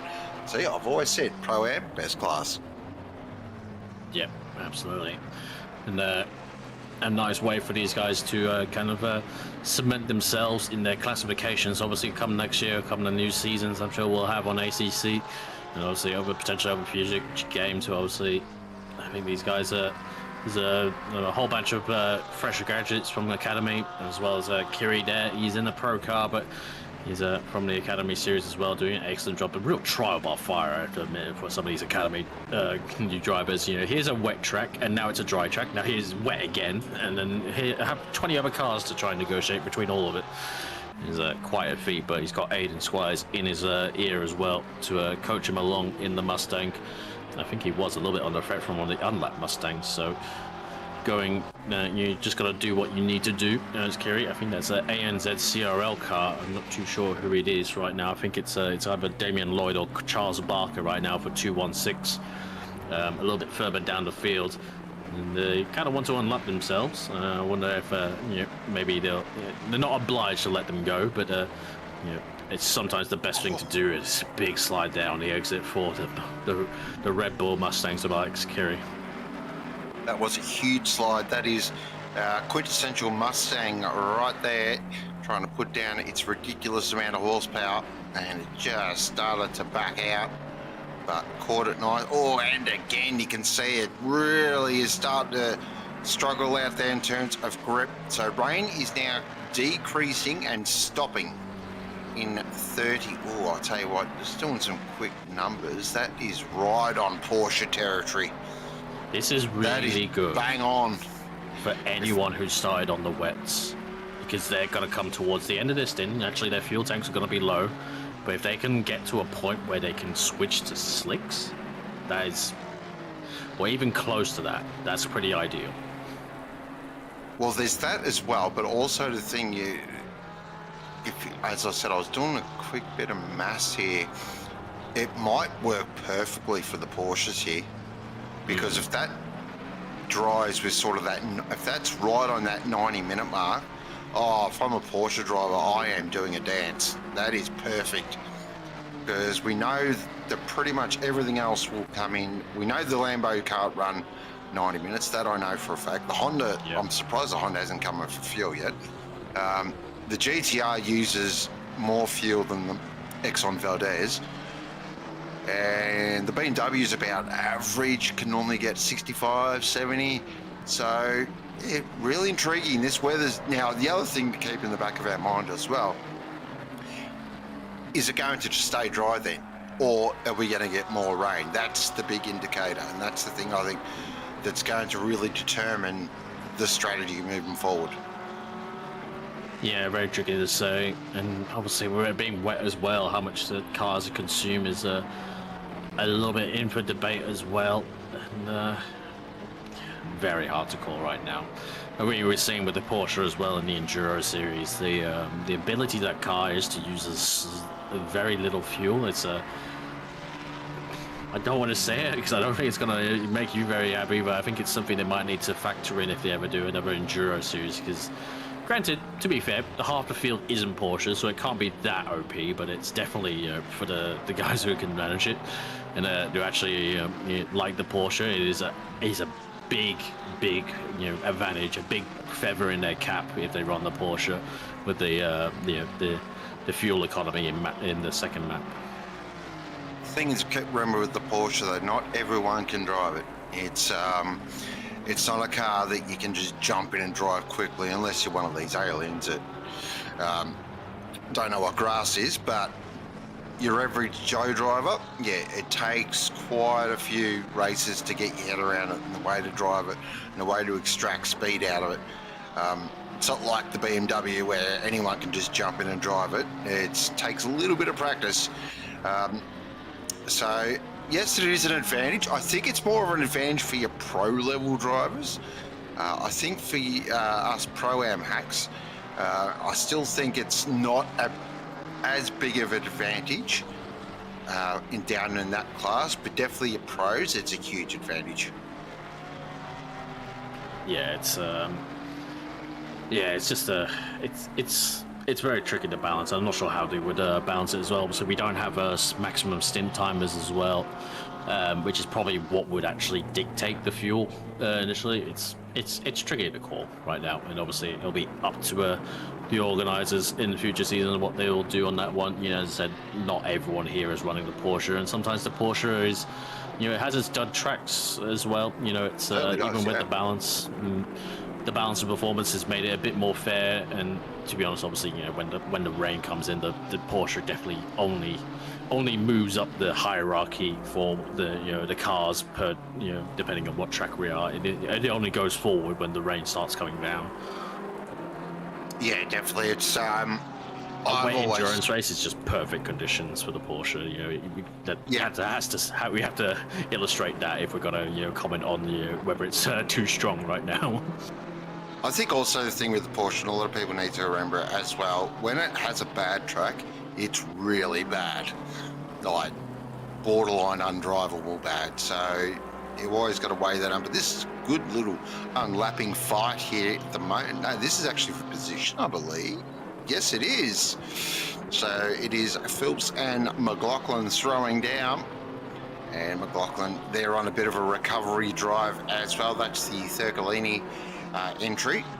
So they're on a bit of a mission to just claw back some time. Of course, Damien got a bit of it. Oh, actually, hang on. This is a bit more spicier than I thought. That's right. So these two had that little altercation there at Ascari, of course, with two different drivers behind the wheel.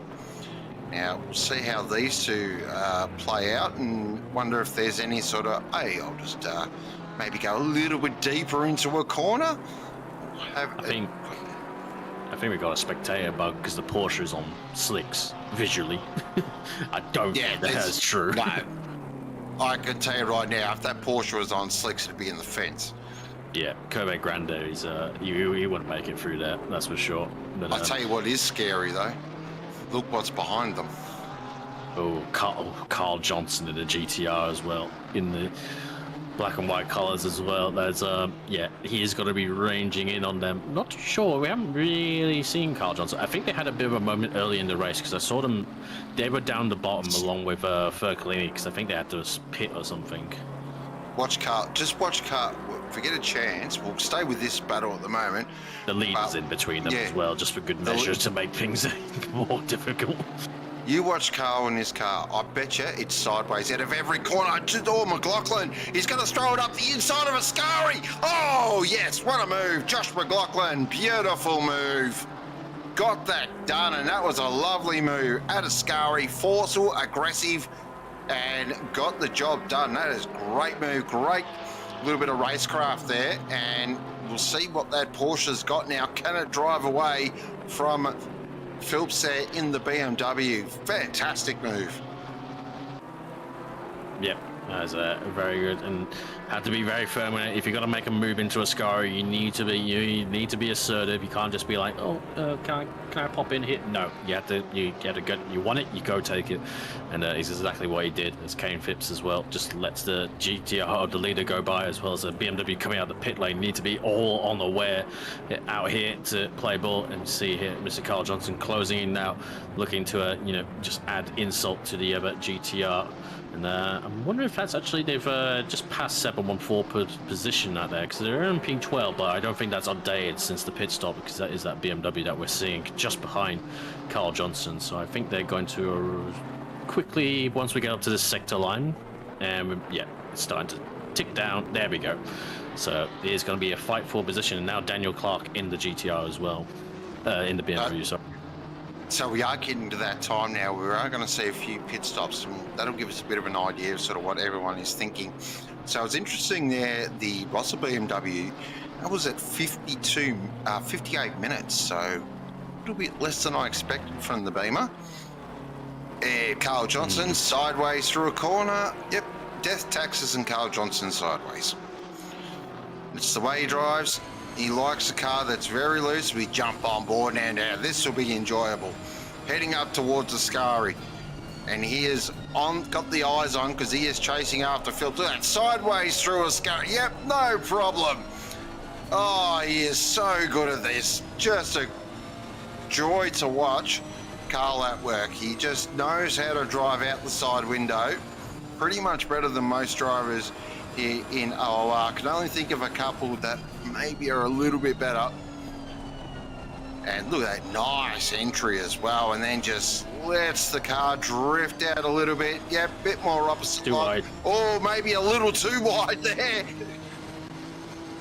That's it was just slowly eking out further and further, and then he got onto the painted line, and the Astros it didn't really go to plan, but kept it going, kept it straight. I was about to say though, BMW. Did you notice one thing? That foot did not come off the throttle at all. He does not compute. He is some race drivers are a bit binary, and just know on off. Yeah, very much so. Carl's very much one of those. It's on throttle, off throttle. There's no in between. But this zero modulation.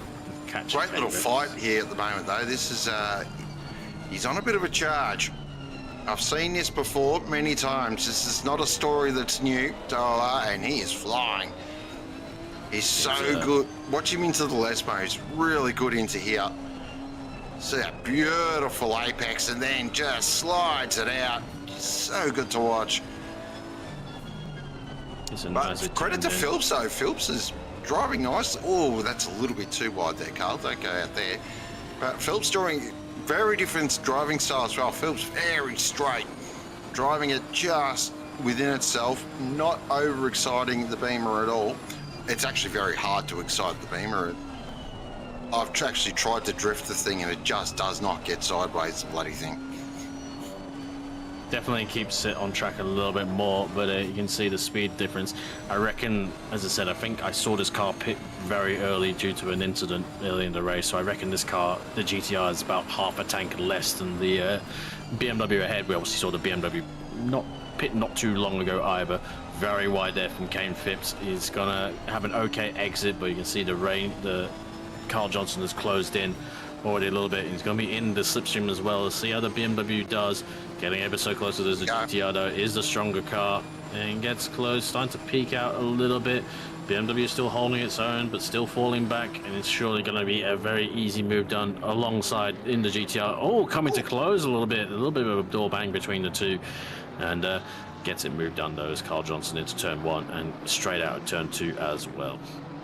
Nice move there from Carl, and he can pop along now and head off after McLaughlin. So we've ticked over the first hour here at the Simrix.com Duel Series from the one and only Autodromo di Monza in the beautiful part of Italy, lovely part of the world. If you've ever been there, it's magnificent. Some of the best pasta around this area as well. So it is Liam Hamilton leading the way. He's got there's another wicket falls. Haha, get stuffed, England. Liam Hamilton leading the way from Patrick Johnson. He's got a 17-second gap.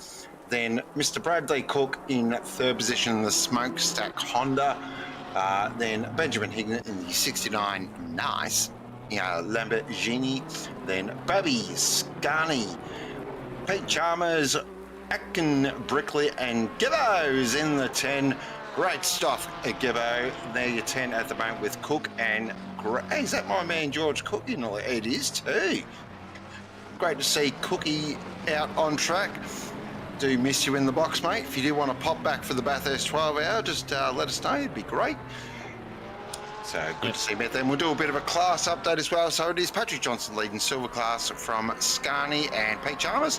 Then it's Atkin at the moment who's carrying a 10-second invoice from Brickley and Clark in Pro-Am. But Pro-Am, we've got a little bit different strategies in Pro-Am, so we'll just have to wait till the field cleanses a little bit before we get ourselves a true picture. And that is your race update. We've got 1 hour, 57 minutes remaining, and it is pissing down.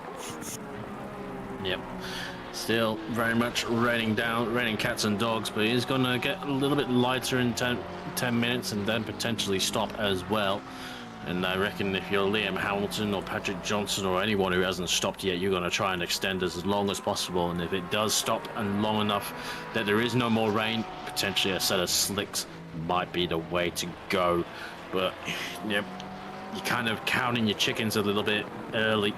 And you kind of like, it's like, 10 minutes, it should be over by now, and it's still raining, doesn't stop until it wants to. Very wide there from Roy Atkin.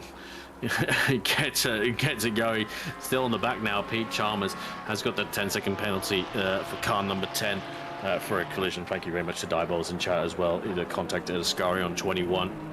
Very wide there from Chalmers. A very timid entry. And Roy Atkin in the throw is going to run alongside. I really wouldn't fight a car that's got a penalty. It's not really worth bothering. But Pete's going to try and do his own race regardless still, and understandably so. There's a run now down between the two 6-cylinders. I feel like everything's got 6 cylinders on the grid now, and I don't really like it. Only the Porsches really should. But so close, and he falls alongside, and Pete breaks a little bit late. There is contact again at turn 1. Both cars kind of got away with it, but I wonder if there might be a little bit of a Roy Atkin won't enjoy that too much and maybe send it up to the stewards box just for a little bit like, hey, what was that about? Can you have a look? I'll plead the fifth on that one. I am not going near that at all, but that was a little bit spicy there, and I kind of expected it.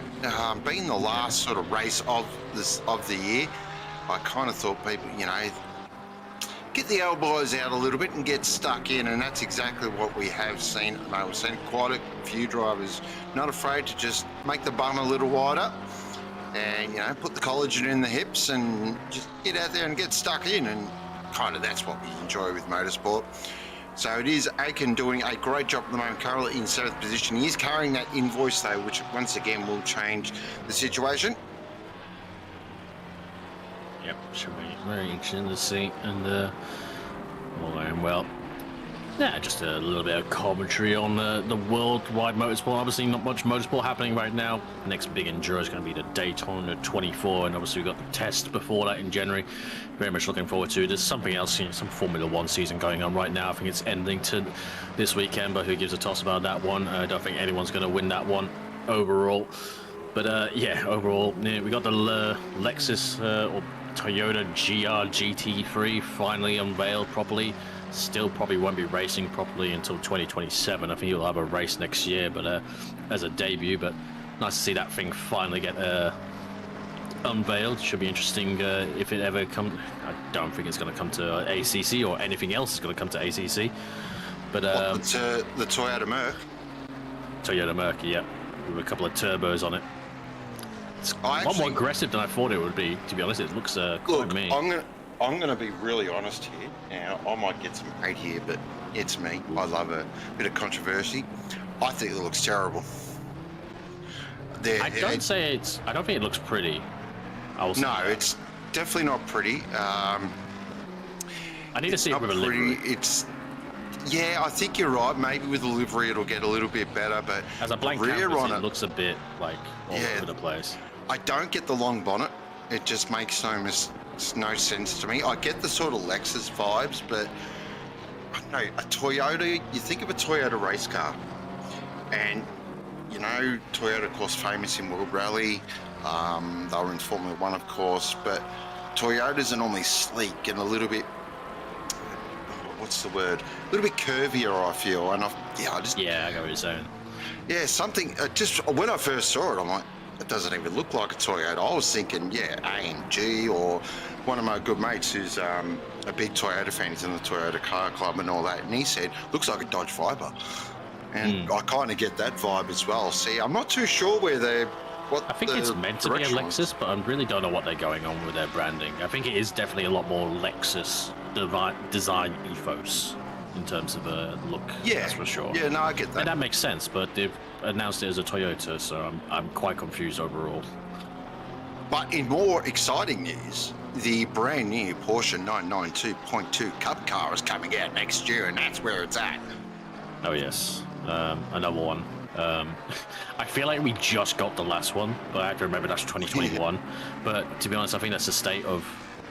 Well, it's not even. I know it's a Cup car, but it pretty much is getting so close to a GT3 right now. To be honest, it's a GT 2.5. Let's not beat around the bush. It really is. Now here he is, Cookie, in the Jim's mowing entry, and that is 70 minutes. So if that's their first stop, that is bang on target there for good old Jim's mowing. Yeah. Now, what I want to see next season is a Jim's house care, and then a Jim. I want to see all the gyms in their liveries. So if you can hear me, Cookie, and your teammate, get that done, please. And back here with Liam Hamilton, who is putting on a bit of a show here. Oh, actually, that gap's come down. That gap's down to 16 seconds. So I'm just going to have a look at some last lap times here and just sort of work out what's going on. So, oh wow. So how much is? Yeah, it could have been, because his last lap is registering. Johnson's now in traffic. Yeah, 54.2, and then Johnson's last lap there was a 53.3. So that's a second difference. So it could be traffic, maybe, caught traffic at the right time, but I don't know. Carl's a fair distance away. That just might have been a good old-fashioned mistake. Potentially. There might be a bit of a chink in the armour for Liam Hamilton. Thankfully, he's got 16 more seconds to have a bit of a buffer. And see Brad Cook into the box as well. So Honda's given up and has to take some bit more dyno juice. Maybe a refresh set up Pirelli as well. Some bit of fossilized, bit of fossil juice. Oh, all well and good. And speaking of real life racing cars as well, I think this will be the last weekend really for these this 5.2 V10 of these Hurricanes as well. There's I'm not sure, we might see a few more, but I know the Temeraria is fully debuting in Daytona in the hands of Faf in IMSA. It's great to be. I love being able to talk to someone who actually knows what I'm on about as well regarding real life racing. And, Chat's probably thinking, listen to these bloody GT3 and they're well asleep right nerds. Yeah.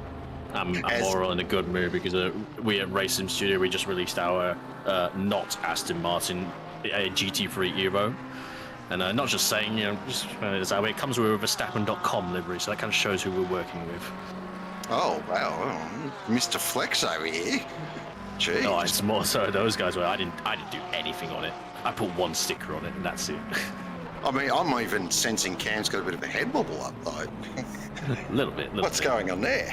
Our sound guy, like I wish we could modify ACC to sound like the things that we do over there on AC, because the V8 twin turbo sounds proper over there. Yeah, speaking of which, it's surprised I haven't seen any Astons in this race at all. It's really fallen off. Look, I knew we wouldn't. Being Monza, the Aston just does not feel nice around here. It's interesting. It's a good race car. Oh, that was a BMW right outside race in the background. Now I saw that was a nice little slide. As we're looking at Patrick Johnson at the moment, as Glory Babby now pops in the pit lane, so we are starting to get a bit of action in the pit lane now. So this is about 70 minutes into the race, 72 minutes. This is bang on rain's territory. About to end as well. Yes. What will they do? Here we go. Now, this is what we need now. We need the next weather update. The next weather update's going to just dictate a lot of this strategy here, because it is too early for a slick tyre. I'm just giving you the hot tip. Just looking at that track temperature and that ambient temperature, 18 degrees, ambient 21 on track at the moment. Wind is a bit of it to the northwest or northeast at 8 kilometres per hour. So not really strong wind as well, which won't dry the track super quick. As our leader now pops in the pit lane. Huge stop, this one. Massive stop. Because Jaden Rondinella will be jumping into the car, and everything should be absolutely spot on as Patrick Johnson. Now that's interesting. That's very interesting. So I know that half an hour potentially of dry running. Is that what's called them in? Maybe it could be that too. They can feel something. This race has just shifted in momentum and in its dynamic with these weather positions. Oh, lovely exit there. Oh, look at that. That was perfect. Now, of course they've swapped drivers. Please, they've swapped drivers. Loopy isn't streaming, so I can't go and find out. But I'm sure we'll find out once the updates. Loopy's still in the chat. Look at that. He's waiting for those dry conditions, you can tell. I was gonna say, so we've only just gone over, because there's a maximum 1 hour 48 minutes is the maximum you can do, so not too surprised there isn't a driver change. It would have been right on the cusp. Yeah, of the 60-40, you definitely. Where now you can sort of cover that off, no problem, and sort of... Now, what will be also interesting is if that's got full fuel on it, or maybe they've put some wets on, just whacked a little bit of fuel in it to get to that dry. Oh, geez, is that Cricky or Scarney taken? That's Scarney taken. Oh, Scarney's in the lead. Oh, there we go. Get around it. Scarney hasn't boxed. Yeah, of course. Actually, now I think about it, he's still yet to pit. And for those that don't know, if you want to see some absolutely fantastic, funny stuff, you can pop along to Scarney's stream. No doubt he will be streaming. Very funny guy, and doesn't take himself too seriously, which is my kind of guy. I'm the kind of the same.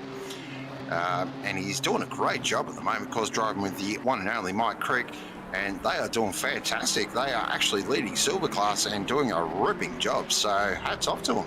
And another little shout out as well, Rob Brickley in the 44 S03R04 entry Nissan is currently in 5th position overall and doing a stellar job. So a few drivers here are really making, well, I'm going to call it now. Brickley will be a silver class driver next year. Surely. Yeah, for sure. I'm just wondering if those guys at the front are actually, did they just come in and took like 2 liters? And That's what I was saying, yeah. Just to reset like obviously to mark the time. Well, it doesn't matter actually, stint timer anyway. Or maybe they were fuel limited. Maybe, I don't know. No, if they had the fuel, they would have just kept going. No, I think what it is, they've come in, they've popped fuel in, or pooped a little bit in. Pooped? Yeah, we'll go pooped a little bit in. And they're trying to get to that dry period. That's what I think is happening, because we're waiting for that next weather update. If that next weather update pops along with cloud, 100% that's what they've done. Now, a few of these drivers, of course, will have ACC drive, which does give you a more detailed and a longer window to plan this. So I reckon a few of these, hackers, I know, grip hacks, what's going on. I reckon a few of these drivers here just trying to play a bit of a weather card here. It's interesting because ACC weather we've seen can turn pretty quickly, but I think also, that track's gone damp already.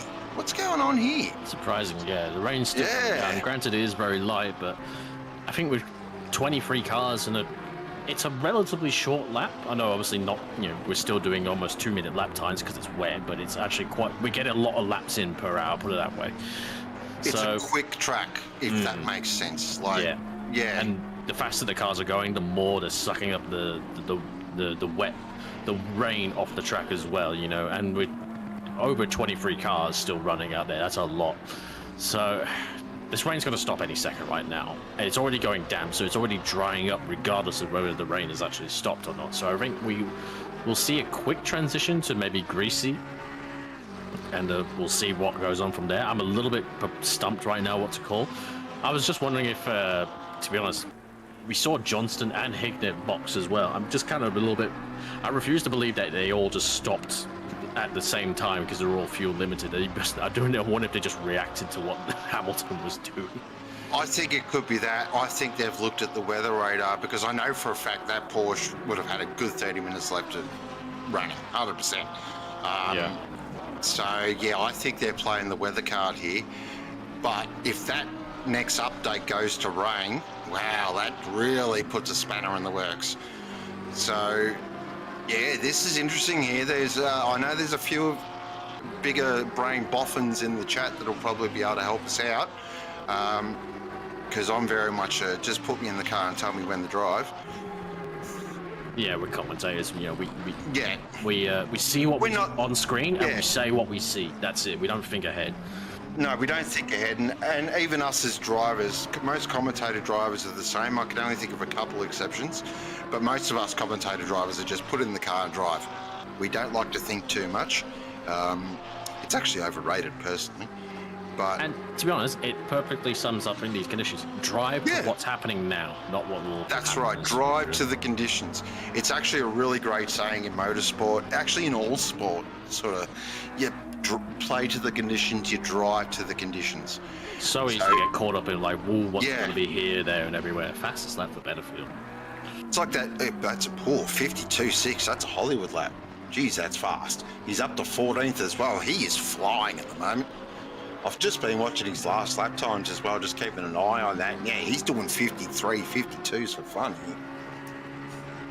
Trying to see where everyone's kind of ended up. It feels Slayton taken over from Glory Babby. They're back up into P5. There is a big gap between Cook and Hignett. And I wonder if I reckon the top three, they all came in, they just topped up their field, they didn't change their tyres because they've got such a big gap over the rest of the field. Like we saw Brad Cook was right along those guys, but he wasn't 17 seconds behind, put it that way, like he is now. So those guys looking potentially good. Josh McLaughlin on drive. Did we suss this one out? I can't remember. We reckon he's not on those, surely. You can't. Oh, well, it's coming up a slick. Surely not. Let me have a look at his last lap times there. So his last lap there was a 53.5. No, surely not. You can't be doing 53.5s on slicks. I don't know. It's this game anymore, to be honest. All I know, Cafiel Slade's giving Brad Cook a lot of hassle right now in the Lamborghini. So we won't try and play the entire guessing game whether ACC should be taken around behind the barn and shot. Let's get back to the actual racing here, because this is spicy. Slade, a little bit of a bump and grind there with Cook. So head down into the Rettifilio. Oh, Slade's going to try and send it around the outside. Oh, no! He's caught the curb! It's Hamilton and Verstappen! Oh, it's Hamilton and Verstappen a couple of years ago. What has happened there? He didn't end up on the roof, but wow, he took too much curb there on the inside, and then it's just spat him into the side of Brad Cook, who will not be impressed with that. And McLaughlin's gone, well, I'll have some of this action. Wow, very interesting. First time as well for that green green Lamborghini. Surprising, he hasn't actually lost too much time considering he went for a half spin. And Carl Johnson just behind him as well. But yeah, Porsche all over the back now. Brad Cook, you can smell the blood. But yeah, just a little bit too deep there from the Lamborghini. Caught the inside curb. I think that's kind of where you just needed to just to abandon while he tried to make the corner. I don't know. From our angle, it didn't work out. I can tell you that. Yeah, so interesting. Yeah, I'm not too sure of that move. That's I've never liked making that move at the Rettifilio. I just don't like it. I feel like, yes, the track's pretty wide there, but I just feel like there's better positions to make a move here at Monza. This is actually coming up this is my personal favourite move here, heading into the Parabolica, because you've got so many different options. You can tuck right in, and then there you see, so Brad Cook runs wide. That is really wide. There is no apex out there, sir. And the rain stopped. The rain has stopped, and look at the weather radar. We've got cloud, cloud, cloud. So I reckon, interesting, if I'm a Porsche driver here and I haven't stopped, which Porsche drivers have not stopped, or if they all come in? Because if they've all come in, then I know here, I think maybe the McLaughlin car hasn't come in. I'm not too sure there, because they come in quite early, didn't they? Yeah, because it was first when he did the start, he had the moments, he had the early stop. I reckon that was quite early though. I reckon that was almost an hour away, so I reckon their fuel is quite low. But if they are on slicks, they're looking in a really good position. But the problem is they don't have the fuel because they stopped so early right now. Well, I will say. It depends how early did they stop? That's the thing. I think it was in the first 20 minutes, I want to say. Yeah, well, that's still not too bad, because what you can do is fill her up. And just relative to the lead, they'll lose time, but to be honest, not too bad of a position right now. I think that car is on slicks though, the rate it's going. I don't understand how. That maybe Josh McLaughlin's just found a second wind right now, because he's absolutely flying. Granted, he may be low on fuel. Tell you what though, Benefield is the Hollywood man out in track as well. He is absolutely got that Porsche stonking, like proper fast. And he is making, he is really got that thing moving. So we've got some car Bartoletti's in, one of our more recent co-commentators. Car 17 is in as well. So I reckon we're going to see a flurry of stops soon, because the rain has officially stopped, which is... yes! How much curb do you want, Jesus? Would you like curb with that?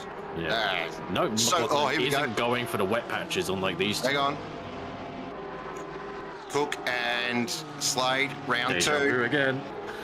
Oh, we're going to do exactly the same thing, aren't we, gentlemen? Why not? Let's go. Have we learned our lesson? You don't succeed. Try again. Oh, Slade gets it done. Nice move.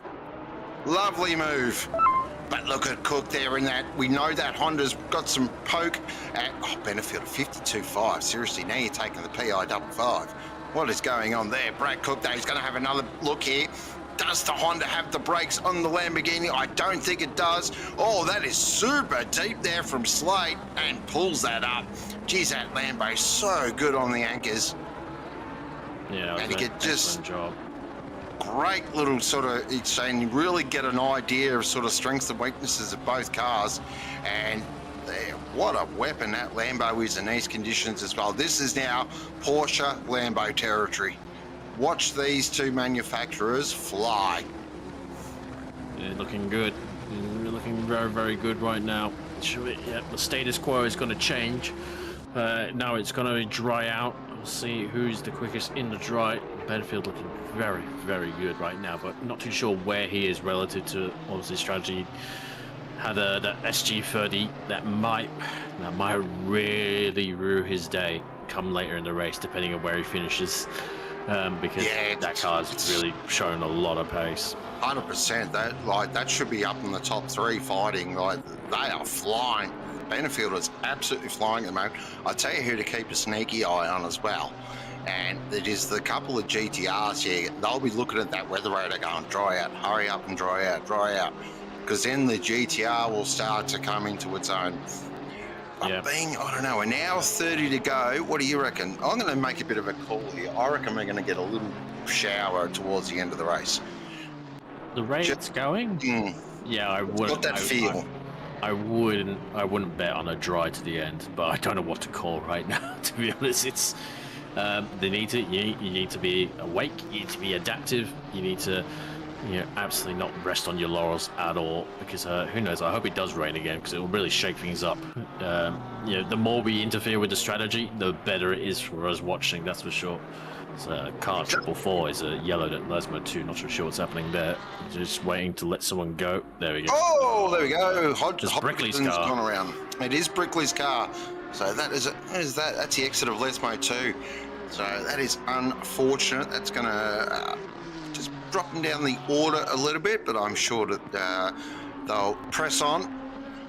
And he's got a Porsche coming, one of the Porsche guys' Porsches coming up behind. I think that is, who is that? I think that's for position as well. It is for position.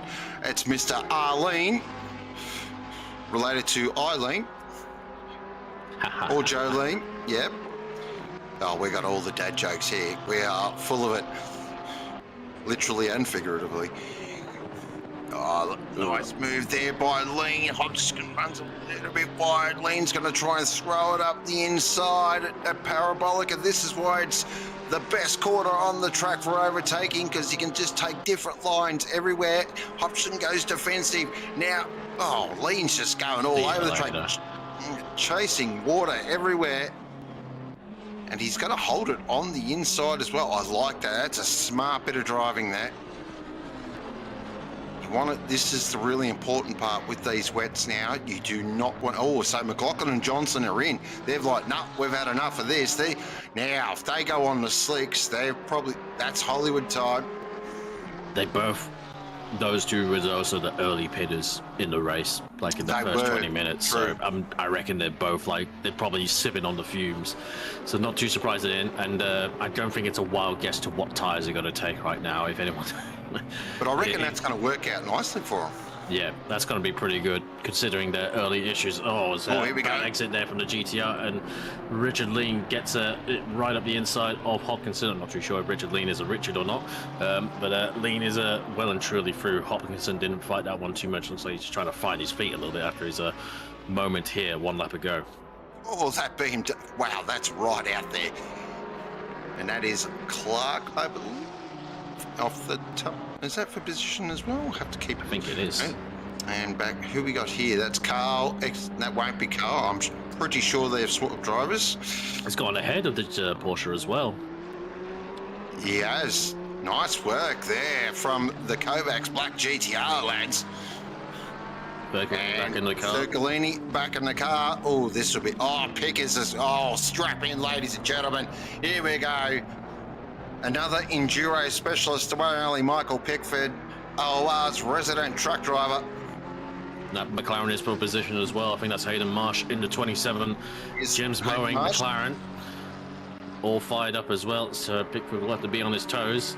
He's definitely in the rig as well. We'll see if Hayden, what he can produce. This car started at the back of the field. They didn't qualify. A little bit deep there from Pickford as everything just comes up to temperature a little bit and gets in his rhythm. You're going to have to defend on the exit as well. He covers the inside for Lesmo 1. Hayden Marsh doesn't do anything untowards. He tries to switch back under as the GTR goes wide, but he gets a better enough exit, and he's going to be clear ahead into Lesmo 2 as well. But that's going to be deep. That's very deep from the GTR, and he gets, unfortunately, very wide on the Astro. And the McLaren might, does inch ahead. That's okay. There's still plenty of time. An hour 30 remaining. Just Pickers has just got to get his head down. Actually, it's probably a good person to follow. If I'm Pickers here, I'm following Hayden Marsh. We know Marshy's a pretty quick operator in that thing. So if there is a driver that you want to follow and pick up some lines and that, Hayden Marsh is definitely the man to do it. So if I'm Pickers here, I'm just going to get into a rhythm and then jump in and just try and sort of, pick up a bit of a toe as well and see if you can drag both these back up the field. But we'll keep an eye on these two as well, because they're on a bit of an alternate strategy. So we'll see how far they can make their way back up the field. So we've got an hour and 29 minutes remaining. You are watching the Simrigs.com Jouer series from Monza, and it is still Liam Hamilton leading the way. Oh, hang on. Oh, Betterfield's back in. Oh, what's going on here? Yeah, it's Damiano. What's going on? Oh, this is not in the game. Oh, this is not in the game plan at all. This can't be anything but good, anything but bad, I have to say. And unfortunately, that's a Diego Luke. Unfortunately, I don't think we're actually running any leagues on PlayStation, but you're welcome to join the Discord and be ready and waiting if we do announce anything. I'm sure everyone will be. I'm sure there's probably some people around that you can like to play with, but that's not great for Furkalini. Oh, I hope that's not what I think it is. No feedback. I hope that's on a mechanical. I really hope not. Oh, he's taking off again. No, I reckon it was tires. I think they went out on. I think they went out on wets. I've only just noticed now they've got yellow markings, so I reckon they didn't have. They went out on wets, and that's why they came straight back in again. Oh no! I'm not too sure, but I reckon that was it, because I don't remember seeing that car with the yellow markings until now. Was that a 30-second stop, you reckon? If it was a 30-second stop, then yeah, you're probably right. Maybe it was fuel then. Could be. Yeah, it's just strange. Oh, you know what it is? You know what else it could be? They actually want to go to the end. Yeah, so just topped they've it. come in, topped up, and now Damiano's going to run it to the end. I reckon that's what it is. I'd be so nervous, like coming in and just making sure, like now I have to drive to make sure I get to the end. That'd be nerve-wracking for me out there right now. Nah, Porsche do it easy. To be fair, I'm a front engine. That's what it does. I'm a front engine car driver, so I rarely get anything that does more than 70 minutes anyway. Oh, the Poms have lost another wicket. Oh. I don't know anything about croquet. Wow, croquet. The croquet ashes. I wonder how that'd be interesting to watch, wouldn't it? You ever played croquet? No.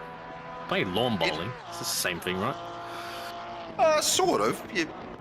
Yeah, croquet. It's an interesting game, croquet. Yeah, I wouldn't want to play it with anyone who had a bit of a temper. I wouldn't want to give him a mallet, that's for sure. It's not the weirdest game I've seen, though. The weirdest game I've seen is hurling. I don't know if you've ever watched hurling in Ireland. Oh, that game's crazy. As Benjamin Hignett now pops into the pit lane out of third position. So, the tyres. This is all tyres. I think 100%. These guys were maybe waiting. Now it's gone greasy as well. Maybe they're waiting for that slick tyres optimum as well. Greasy's normally the cut point. So that's normally the point now where you come in, pop some slicks on, and see you go as Aiden Squires now pops into the pit lane as well. Yeah, we're going to see a flurry of action here. There's Aiden already had slicks on as well. James Gaze is in as well. So it's going to be tyres everywhere. Everyone will be rushing around trying to get the right tyres on, making sure they got their pressures right as well. Super important in these conditions is to get your pressures right. Really difficult to do when it's greasy conditions and it's not overly hot, as Chad Pethbridge now pops into the 69. And I reckon he will run to the end. Yeah, it can. Well, I think, Mr. Hignett would only be able to do about 20 more minutes anyway, so It's not really worth putting him back in. Can the Lambo do him now at 25, though? That's the big question mark. I don't think it can. Surely not. I know it's a smaller displacement engine, somewhat. That Porsche looks like it has a flat. That rear left. Oh, that does look like it's down. That's definitely got some angle to it.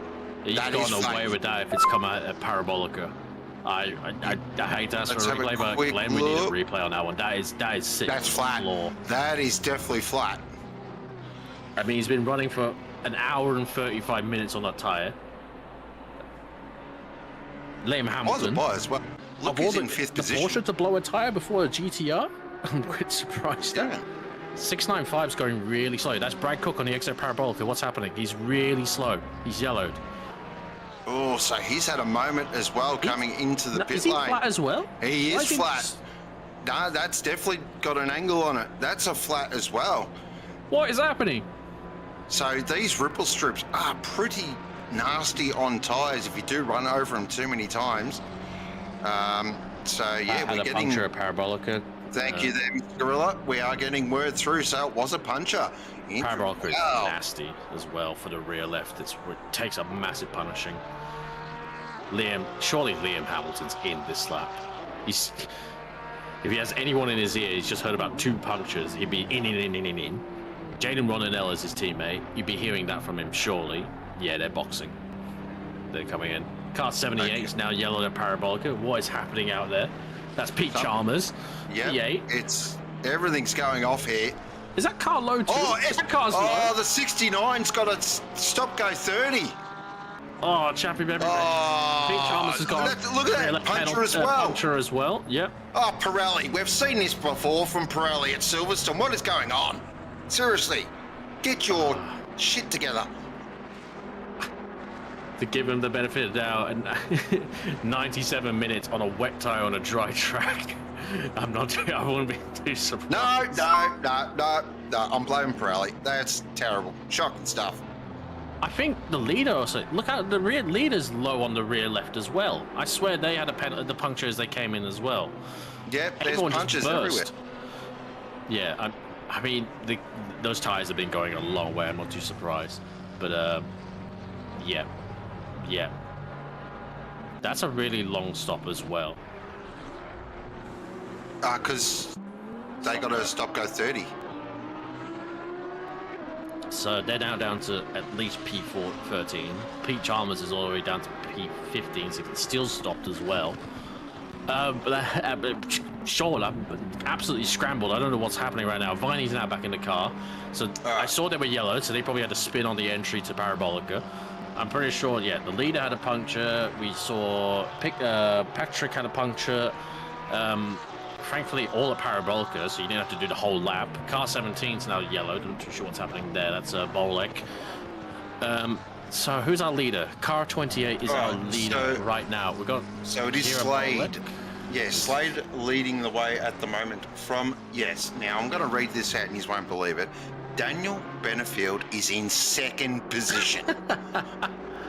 What a stint.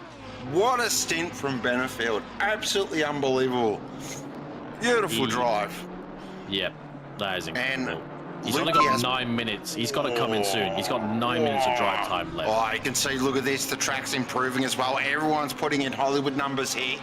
Yeah. So it is gripping up. And look, the sun's going to come out.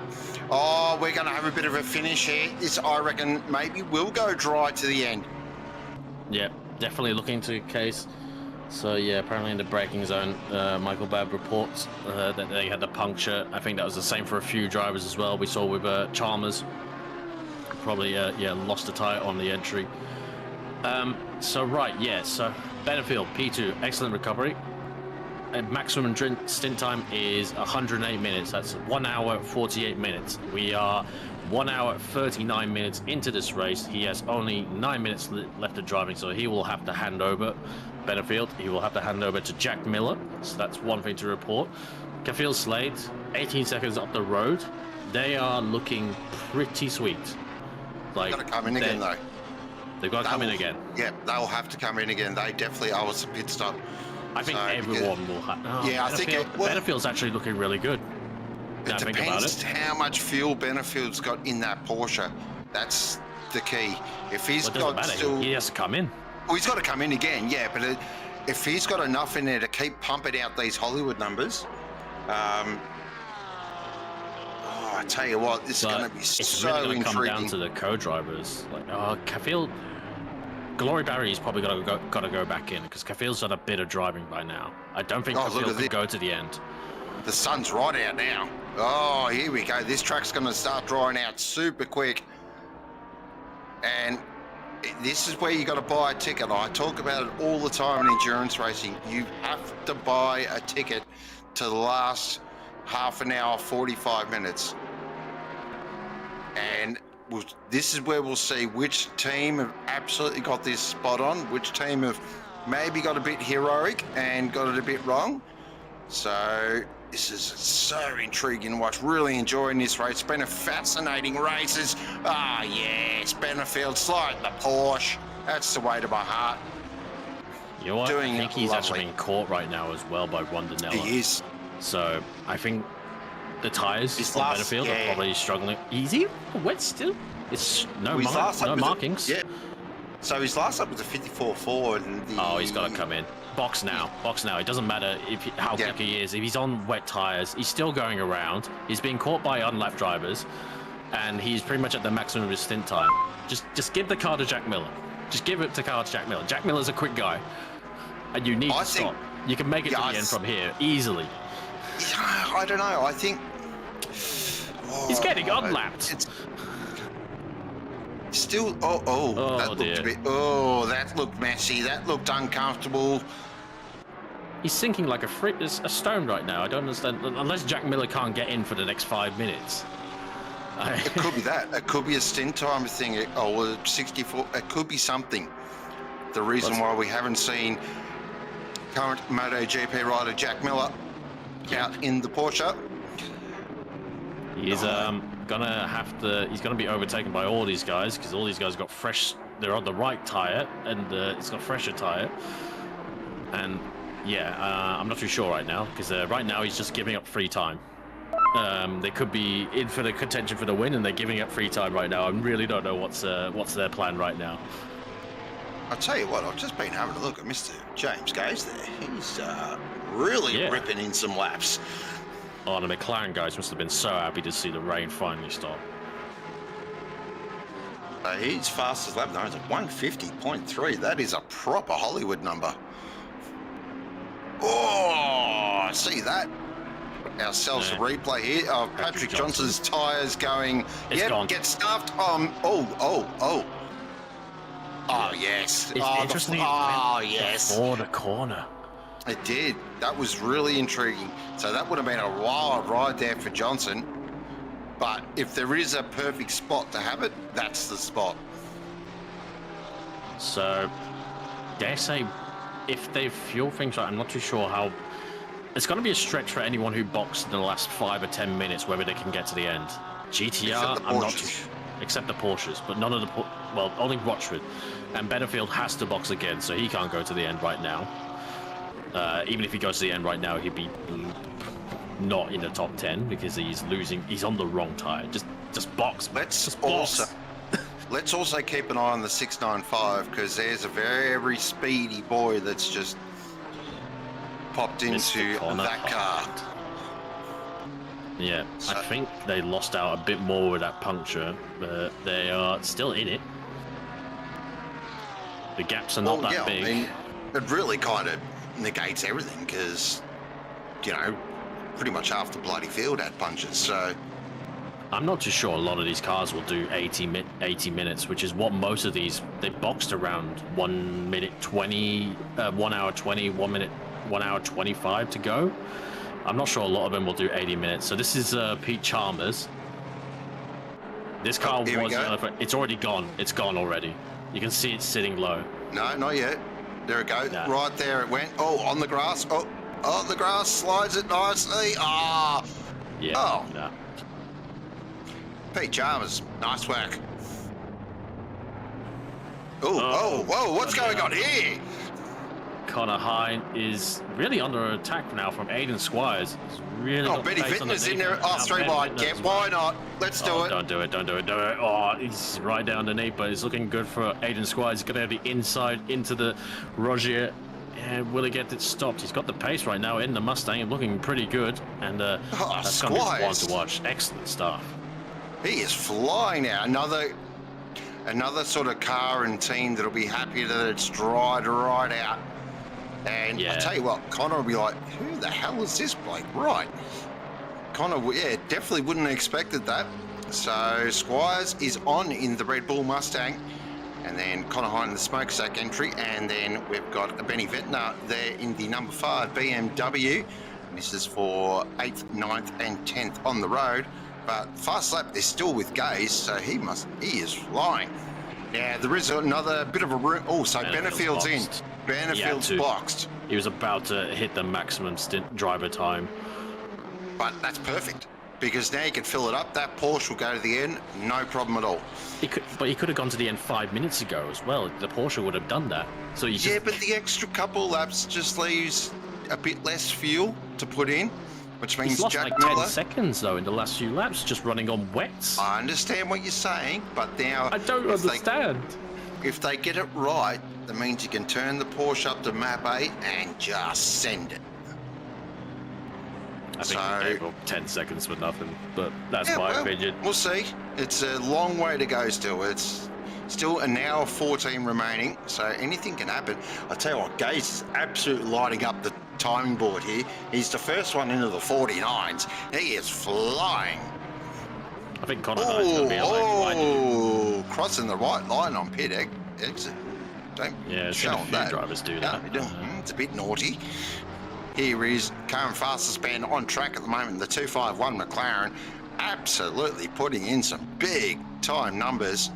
Got that McLaren hooked up and just driving beautifully at the moment and leading Pro-Am by quite a margin. Boxed. I'm guessing Slade ran out of fuel. Yeah. Okay, so Slade's boxed as well. So this is allowing Loopty now, but we do know that Loopty will, of course, have to come in for a pit stop. Oh, look at all those people. Jesus Christ. Unless he can really eat the fuel out, which I don't think it will be enough. Not in the GTR. It won't happen. It's more fuel economical than you think, but it's not that economical. No, it's not. It's still a twin turbo V8. So, was it 8 or 6? No, it's an 8. It's V6. The GT3 is an 8. No, it's a 6. Is it? I swear I thought the early GTR was an 8. Unless you're thinking of the very rare GTR GT1 that ran for like 2 races. That might have been a V8. Well, there you go. I knew the road car was a 6. Yeah. But I didn't know there were... Same engine as the race car was an 8. There you go. Things you learn. Back here with Ventner and Squires now throwing down. And Squires holding the inside line. Ventner's going to try and go around the long way at the first part of the Rettifilio, which should... Ooh. Oh, yep. Bit of bump, bit of grind, no problem. Nicely done, Benny Ventner. That was aggressive. Got it done, but you know Squire's going to have another crack at this. And Connor Hine there in the Honda, which has the straight line, I've heard, of a Bentley Mulsanne. The 2.5 ton thing that thing is. So it is struggling a little bit, which is weird for the Honda, hasn't it? I was going to say, how much has the Honda been nerfed? Out of all the cars, it has got obliterated. I don't. Yep. I don't know. The Honda used to actually be quite decent in a straight line many years ago, and now it's rubber. And just throw the whole car in the bin, frankly. England are 5 for 123. This might be over tonight. Those are numbers. I don't know what that means. Scotty Boland's on a fly here. Build a banner statue. As Ben Ventner now is leading away from Squires and Hind. The sun is out. The track is green. No offense to Benny Ventner, but I was quite surprised that he kind of really arrived on scene with Squires. I thought Squires had the pace, and not to say Squires doesn't, but the BMW seems to have maybe found its a little bit of form right now. I figured the Squires and the Mustang, though, didn't you? The Mustang, Monza, surely it would be the car, but Ben Vincent right now really showing some good turn of speed right now. He's driving angry. That's what it is. He's got the eyes on you. Just notice with all his moves, and he's driving it mad. He's driving on the edge, and I like that. It's my kind of driving style. I like someone that drives right on the edge. It's sort of, yeah, it's more exciting to watch, especially in enduros, because it's so hard to do in enduros to keep on that ragged edge the whole stint. It's been a really nice drive. I've really been impressed with Vetten's drive this evening. Doing beautifully, currently running in 7th position, and has got the fastest lap of the race as well, if you don't mind, with a 150.1. And the fastest lap actually is a 148.9, so we're in the 48s now. Now the times will start to come down. As soon as that track ticks over It to just ticked. a bit more. Oh, there we go. It's across to fast. So now we're going to see some proper lap times. So we'll do a bit of a race recap. It is Jaden Rondinella leading out in front. AK Luke D, he's got a 21-second gap over Scotty Rochford, doing a lovely job. And then Mad Mike Crick there in 3rd position. James Gaze in 4th position, driving lovely. Then Pickers in 5th position. And then in 6th position is Kafil Slade, and then Benny Vintner, who we've just been talking about, currently running in 7th, and he's catching Slade, by the way. And then Squires in 8th position, doing a lovely job. And then in 9th position is Connor Hind, who is got quite a substantial margin there over King, and they are your 10 at the moment. And then Jack Miller, former or current MotoGP rider, there in 11th, and D Clark there in 12th position, who they've done it. I tell you what, they've been my team of the day. They have drove magnificently. Crosser was brilliant at the start, drove a lovely stint, and Clark's just putting in really solid laps as well. So great stuff. Yep, excellent job by these two. Kind of breaking in the middle of the road, though, I have to say, Daniel Clark, and I think he's going to have Sicanius really slide on the exit. That's not the ideal parabolic line. Don't jog that one down for future. The Sicanius in a GTR, something I'm not really normally see him in, and I don't know if we've seen that car whole race since the qualifying session, whether for right or for wrongly, but he's gonna sail past right now the BMW into the braking mark. They're still side by side. He's gonna hold it around the outside for the inside into turn 2. Are they gonna bang? Yes, they are. They're gonna hit a little bit on the exit. And he's going to be the BMW who comes out top on that. I think Sicarius might feel a little bit, like, what was that for, I have to say. But we'll see what comes of it. It's a run down to Le Rogier. And it's a good run from the GTR. The BMW defends, holds the middle of the road, goes back over to the racing line. Kind of just not too sure what's going to happen right now. And tries to get a run now to the Lesmos. Lesmo, here we go. Lesmo 1. That's the perfect spot. He's got the nose up. There is overlap. But he holds it around the outside. Daniel Clark, nice bit of driving. Just kept the boot in it, and basically that's the old prayer when you're driving. It's like, it'll grip, it'll hold, it'll grip. Yep. And yeah, nice had a drive. good punt. This is also for 2nd position in Pro-Am as well, because I'm not going to class the 251. That's not Pro-Am. No way. But these two are brilliant, fantastic fight at the moment between Clark and Sicanius. And this is why Pro-Am is best class, because these are the battles you get in Pro-Am. Proper throwdown, and we play for keeps down here. We don't muck around. Yep, doing a good job. I have to say Sicanius is definitely not a Pro-Am ready driver. It was a big slide there from Daniel Clark on the exit. It's He's not making fast. a liar out of me. I said you can't slide the BMW, and he's proven me wrong here. Absolutely. And he's having a bit of a slide. I'm not sure the rear tyres will enjoy that for the next 1 hour and 6 minutes if you are going to go to the end. It's not exactly helping your exits, but he is doing enough to keep George Sicanius at bay for now. Run out through the chicane, but it is all sunshine and rainbows here at Monza. It's really properly dried up. You wouldn't even know it rained a few minutes ago, to say the least.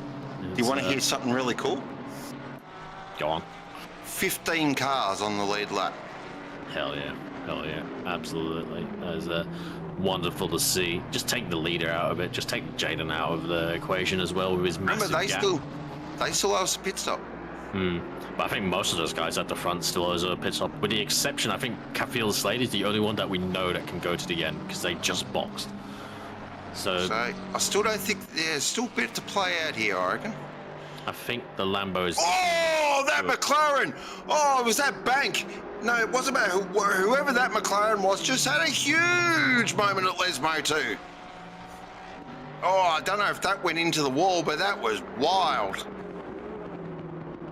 No, it wasn't that one. There was a red and white McLaren. I'm just having a quick look there on just who that was. That might be, was it Bolek maybe? Or, but yeah, that was a huge moment at Lesmo too.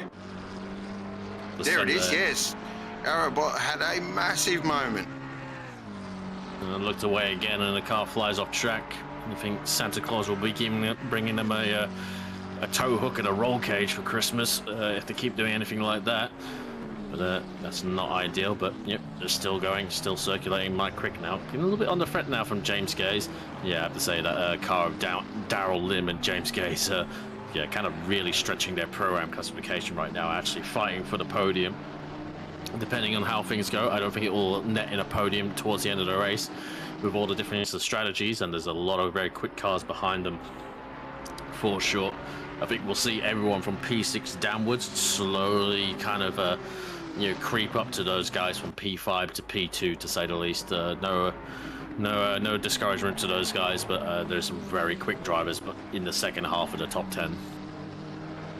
Very much so, but geez, having some teams and drivers had some just unusual errors, and we've seen punches. It's just been a really strange race.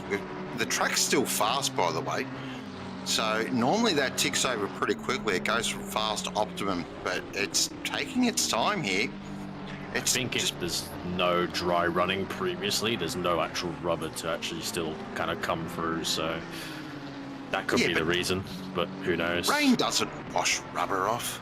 It doesn't in this game, surprisingly. It does in real life, it doesn't in this game. So if it's an optimum track and it rains, it will quickly go back to optimum. That's what happens. But it never went optimum in the first place here, this race weekend. So Mike Crick currently in third position at the moment, that beautiful 23 Nissan GTR. And then he's got James Gaze right behind. And then Michael Pickford currently in fifth position in the 991. So they've just, Picker's just settled down now. He's just getting into his rhythm and doing a lovely job. I'll just check his lap time compared to the two in front. Yeah, he's a little bit quicker. It's pretty even though. So it's going to take maybe these two to start throwing down for allow Pickford to catch up to these two. And I think Gaze is just starting to look a little bit racy here. He's sort of like, okay, let's get into my work. Oh, his Crick there just catches a little bit of curb, which backs it out. But this is the problem with the GTR. As soon as you get to here, you just cannot get past the thing. Its acceleration off the corner is mind-blowing. Like, even better than the Porsche. And that's saying something, because the Porsche is pretty damn good out of a corner. Quicky's still kind of going to the middle of the track to defend, though. McLaren. Oh, Gaze, that's up the line. Yep, that's very wide. Got away with it. Probably no track limits. But that will be punching a very big hole for that McLaren, and that McLaren can get up to some good top speeds if it has a big slipstream like it does right now. So we'll see if anything can come of it. These two just swap positions. I think Robert Buckerfield just fell behind J Rad in the blue and orange McLaren just ahead. So that one is a little bit commiserations with car 10, because I think with Roy Atkin as well, they had a lot of pace, but they just kind of had a few incidents, a few penalties here and there. Right now in P21. So we're about to tick over an hour to go. So you are watching the simrigs.com Duo series from Monza, the final race of 2025. It's been a fantastic OOR. We've had so many good events. We've also dabbled into a bit of Le Mans Ultimate, a bit of iRacing as well. I know there's a hot lap around Bathurst on AC Evo, which I'm going to probably have a crack at tomorrow. Looking forward to that. and see how slow I am. But of course, 2026, we've got some huge events coming up, some exciting things. Of course, it does lead off on January 31st with our Blue Riband event, the one and only Bathurst 12-hour. Super keen for that.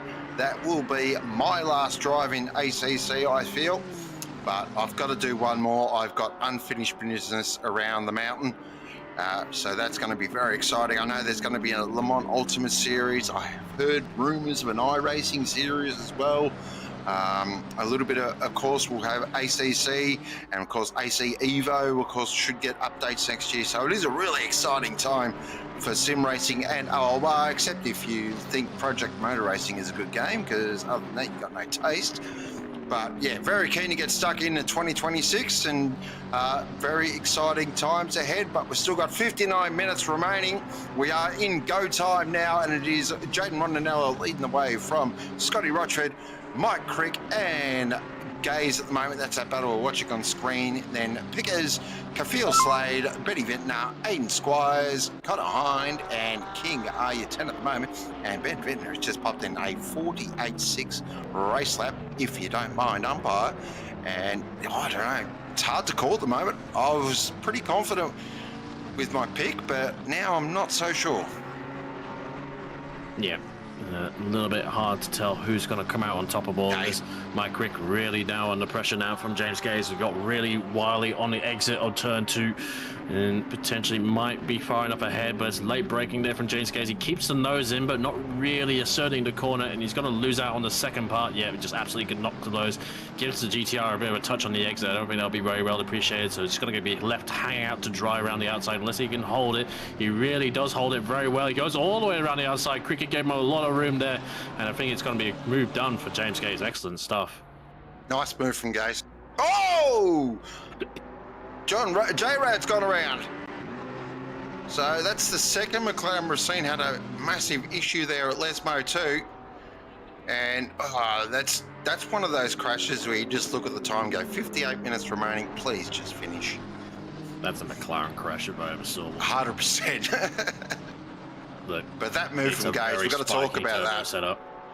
That was a lovely move there from Gaze. Nothing but net. That was a basketball right on the back of Ben Vincenter as well. I think Kafil also was doing the purple lap times, but now right underneath the back of the BMW, and definitely probably going to have fresher tires as well. He was did stop very recently. Whether he actually took a fresh set, I wouldn't be surprised if he didn't. But going to be one to watch, because I feel like this Lambo, it's in contention for the race win here, because I think it's sitting pretty. Yeah, it doesn't have to stop again. It shouldn't have to stop again, I should say, because it did stop very recently, so it should be safe to go to the end on fuel. Rondinella, I don't think will get to the end on fuel. I don't. No, but he's got a gap. He's got a nice gap. He's got a 30-second gap over Scotty Rochford, and then Scotty's got another 20 seconds on Gaze. So it's going to be very, very close. Yeah, I think the 139's looking very strong here. I don't think even Rondinella needs to take tires to make it. If he wants to secure it, I reckon he wouldn't even take tires. Just do a fuel top-up. Yeah, I'd be the same school of thought there.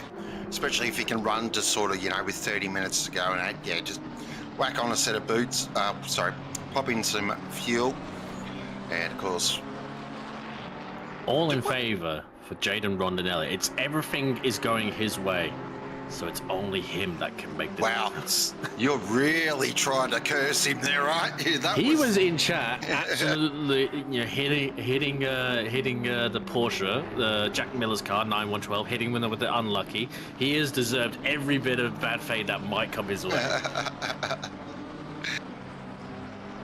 Yeah, he is. It's not slander if it's in writing. It's libel. It's libel.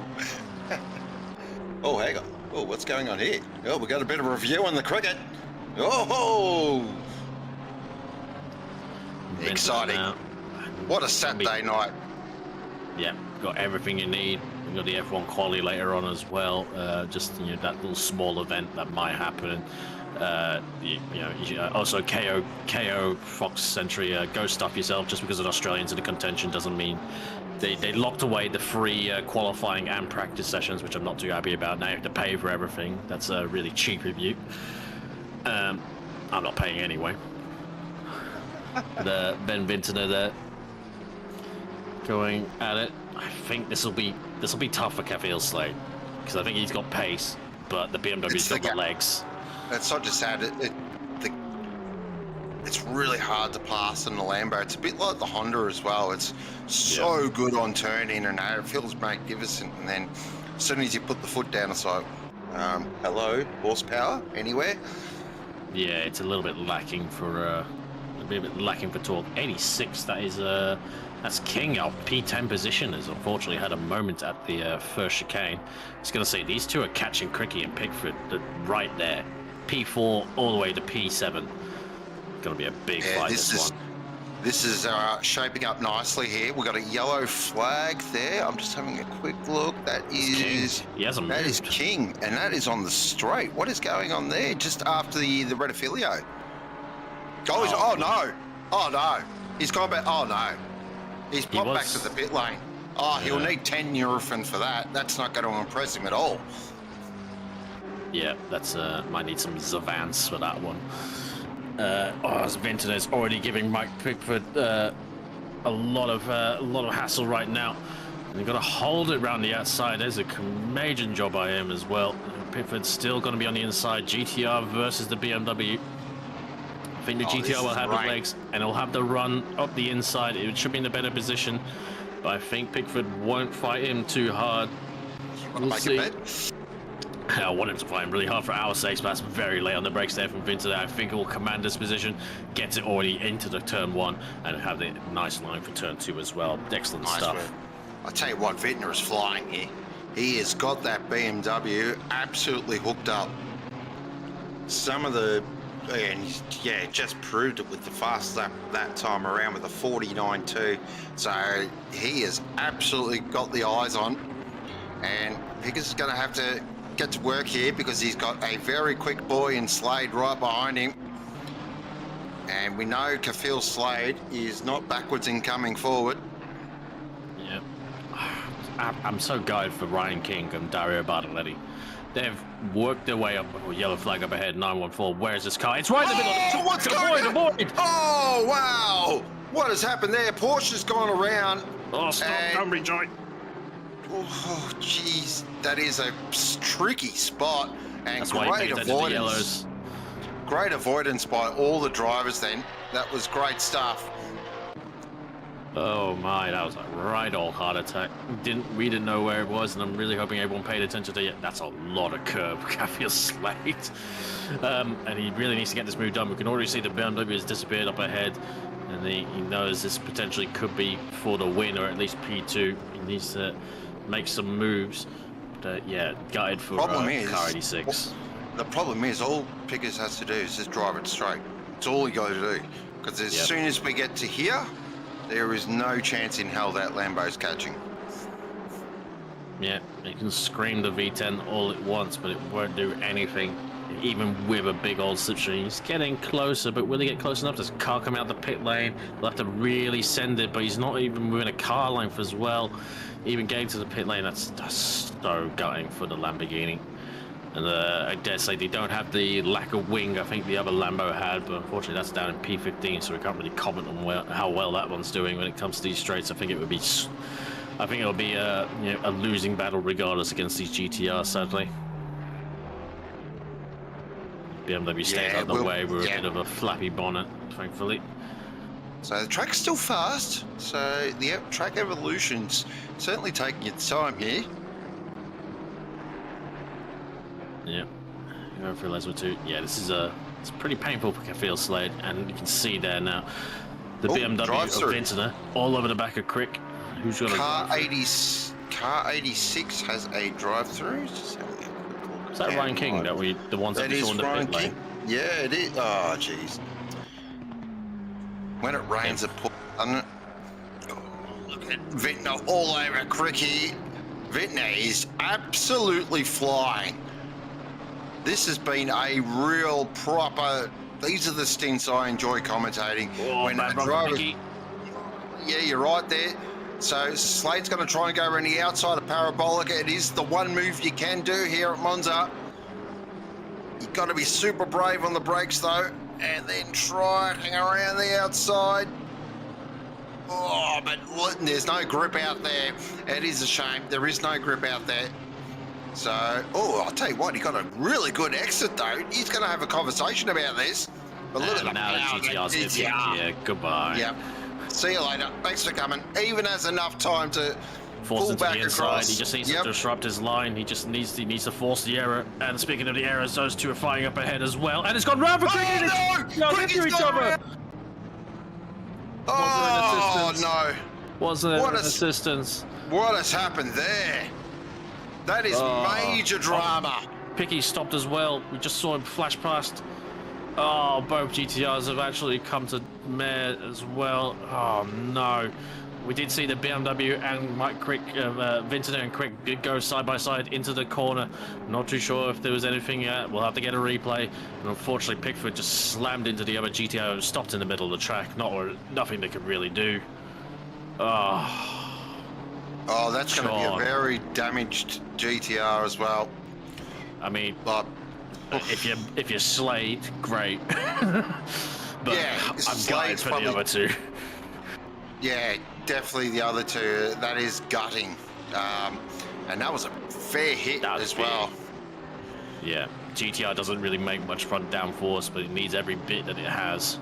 So it'll be feeling that, I reckon. You can tell, look, yeah, it just struggling. Oh dear,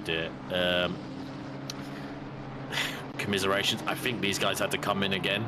That's the only thing I can think of that might be, but we'll have to see what happens. Unfortunately, Glenn's having to, fetch this replay, fetch that replay, and they're doing everything that we possibly can. Aiden Squires in the pit right now.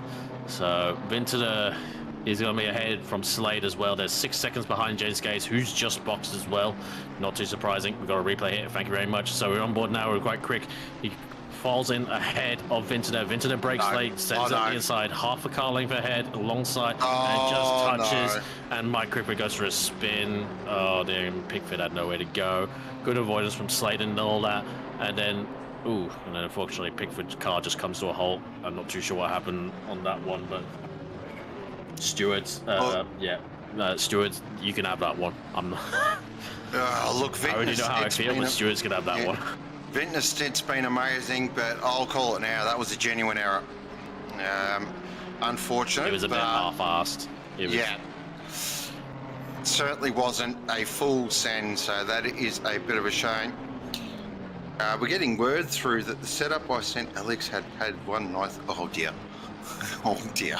That's not the first time I swear Aiden's done that as well. I swear Aiden's been in a car that's been on the wrong pads. Well, don't worry, I did that in the Spa 24 as well. Oh, we've got a replay of what happened with the Porsche here. Neil Haynes gets out of the way, and is it just Porsche things? No. Yes, it is. A bit wide of the apex, he probably added a bit of steering rotation. Look at this. That's great. Great effort. Yeah, that's I was a bit scared here. Don't. No. I do like the fact, though, he reversed back and then tried to get it around instead of, so good avoidance and head down and truck on, as they say. So 46 minutes to go. It depends how damaged these cars are. If I'm Pickett's, for example, and I know I've got to stop again, I'm coming in now. I reckon, yeah. I feel like these guys boxed around a 1 hour 20, if not further back than that, so I wouldn't have been surprised to see those cars come in again. So yeah, depends how they feel like the damage. Only they can know what the damage feels like right now. Clearly it's not enough for them to both box on that lap, but we'll see. I reckon Cricky, side damage is always better than either front or rear end damage. Side damage you can live with, at least it's kind of somewhat balanced off. You need the front and rear to be you need them to hold it. You need them to be good. Yeah, exactly. It's certain cars definitely have, when it comes to damage, are stronger than others. So, for example, something like the car on screen at the moment, the Lamborghini, it's quite aero dependent. So any sort of damage that it does have really affects it. Of course, the McLaren's probably the worst for it. Any damage on the McLaren's pretty much null and void. So got to be really careful. That was looking at Connor Hind. At the moment, currently running in 5th position. Great to see Mr. Hind back on track.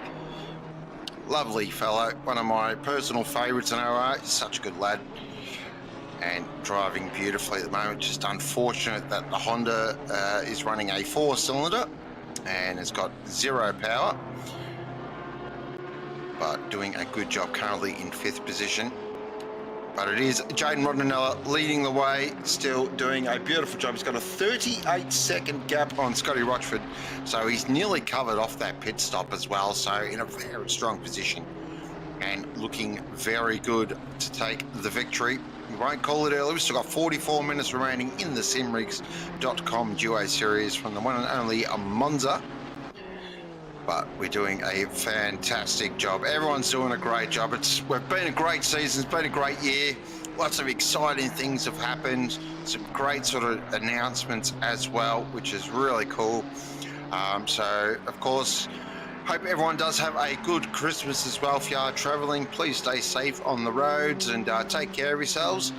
And, of course, give my love to all your family as well. Tell them Ghost says g'day. And of course, and if you are playing as Santa as well, make sure you do it, authentically. Have a proper go at it. Don't do it half-assed. But here is our leader at the moment, driving beautifully. Been super strong all race. Really, they really haven't been troubled, to be perfectly fair. They've just been clean the whole race. Bit of a fight early on, but once Liam got out in front, it was sort of drive away, and just been controlling it really nicely. And Jaden's doing a great job here. Just have a look through. Look, I tell you what, which battle is spicing up very nicely is that Pro-Am battle there between Sinakis and Clark. And Mr. Banks in there as well. So definitely a nice little battle shaping up there. Yep, very, very, very well. And yeah, and haven't seen this car too much other than the lap 1. And kind of, it's had to send a postcard to the rest of the field.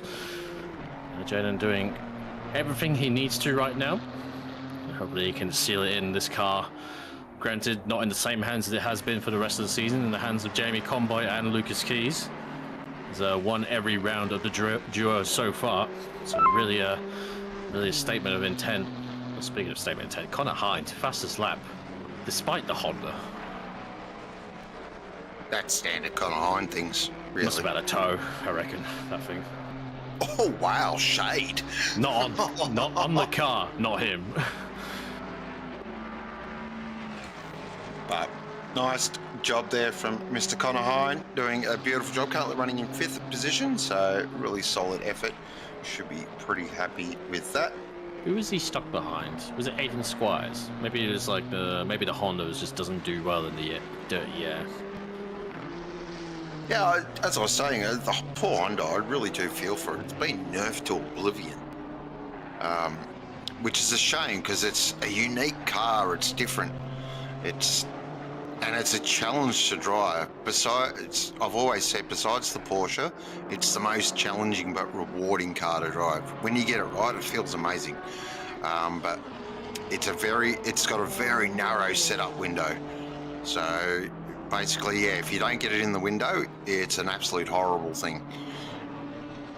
Not as bad as the Audi though. That's just a piece of crap. I think we're gonna disagree on that one. Oh, you can disagree a lot, but the Audi's terrible. So yeah, I used to like this thing, but I think it's terrible. Honestly, it feels like 2 bricks connected by a playing card. And now it's not even fast in a straight line. So what's the point of it? Remember a couple of years ago it was absolutely broken at Bathurst? Yeah, they don't know what to do with this car. They seem to either make it really rubbish or OP. Yeah, exactly. You know when all the esports drivers are, we're suddenly Honda drivers now. Yeah. I was watching a 24-hour race around. Paul Ricard, one of the streamers, was streaming, and there was Lexuses everywhere. Like, Yeah. it's the Funny, one though. thing I don't like about sort of that real top end of, ACC racing and that, or just sim racing in general, is the tendency just to go to the OP car. Like, I don't know, it leaves me a little cold. That's just my opinion. Yeah, I remember every every esports remotely top tier series was literally everything was Aston Martin because it was the fastest car in general, and it's the safest car in general as well, and it's good in the wear. It just did everything. So yeah, I suppose when money is on the line, it's I can't really blame them, but it's boring. Yeah, look, I agree. It's sort of McLaren, speaking of you two, back in McLaren days. Yeah, back when the McLaren was broken, especially the first McLaren, not the first one. Around Brands Hatch, that thing was ridiculous. Before that, the 9912 G Porsche and the Audi, the old Evo. Oh, the old Audi around Kyalami. Oh, wow. Oh, it was insane. Yeah, that was broken. Yeah. Or when the Mustang first come out at Bathurst. Yeah. When the BMW first dropped. When the AMG Evo first dropped, that was disgusting around Imola. With a snow floor. Yeah. Ferrari 488, it was always rubbish regardless of what it did. No, see, I disagree. I loved the 488. I thought it was such an enjoyable car. It was a good car. It was so inconsistent though. It was, but it's a bit like a Honda, but it was not as bad. Where the 296 bores me to tears. Yeah, I know the 488 could never do curbs. It had the lowest. No. Still the best car driven around Paul Ricard in the world.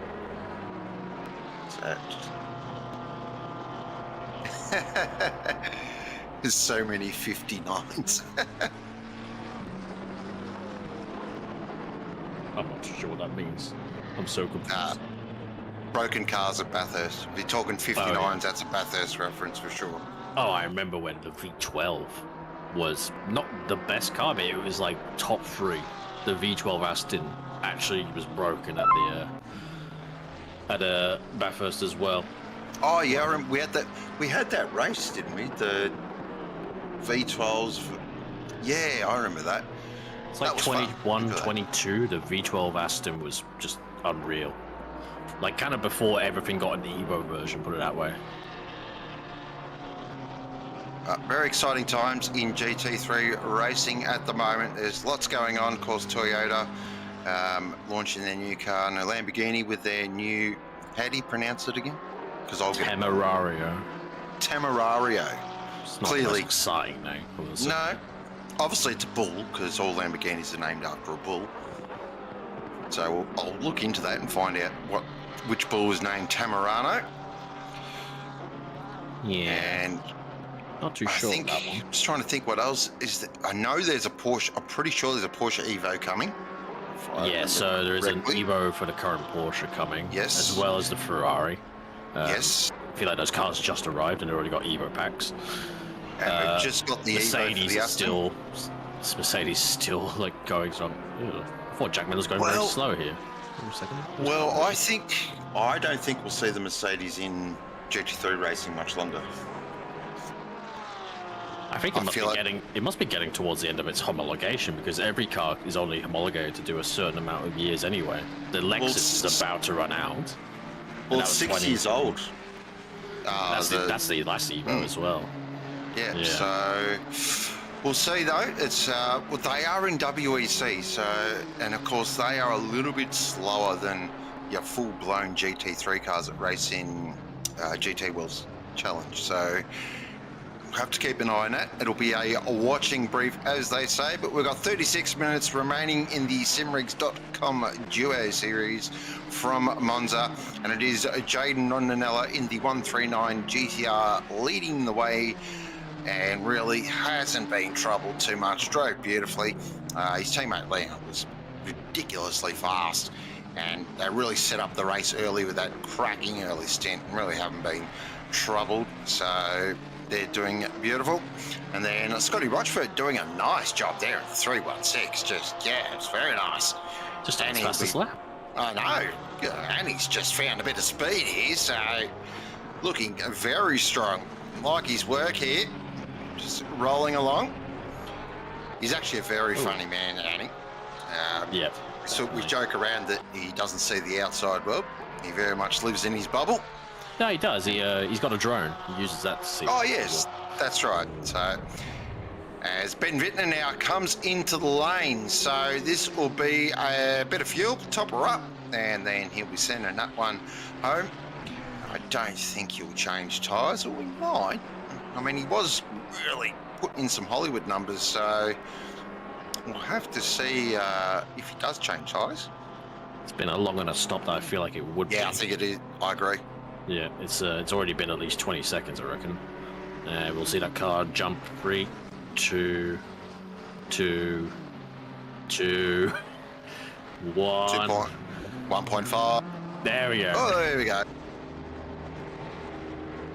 Yes. Yeah, that's I had a feeling that car was had to stop again, and yeah, BMW. If you like anything, if you run the tires that hard, they're gonna start to. You're not gonna last.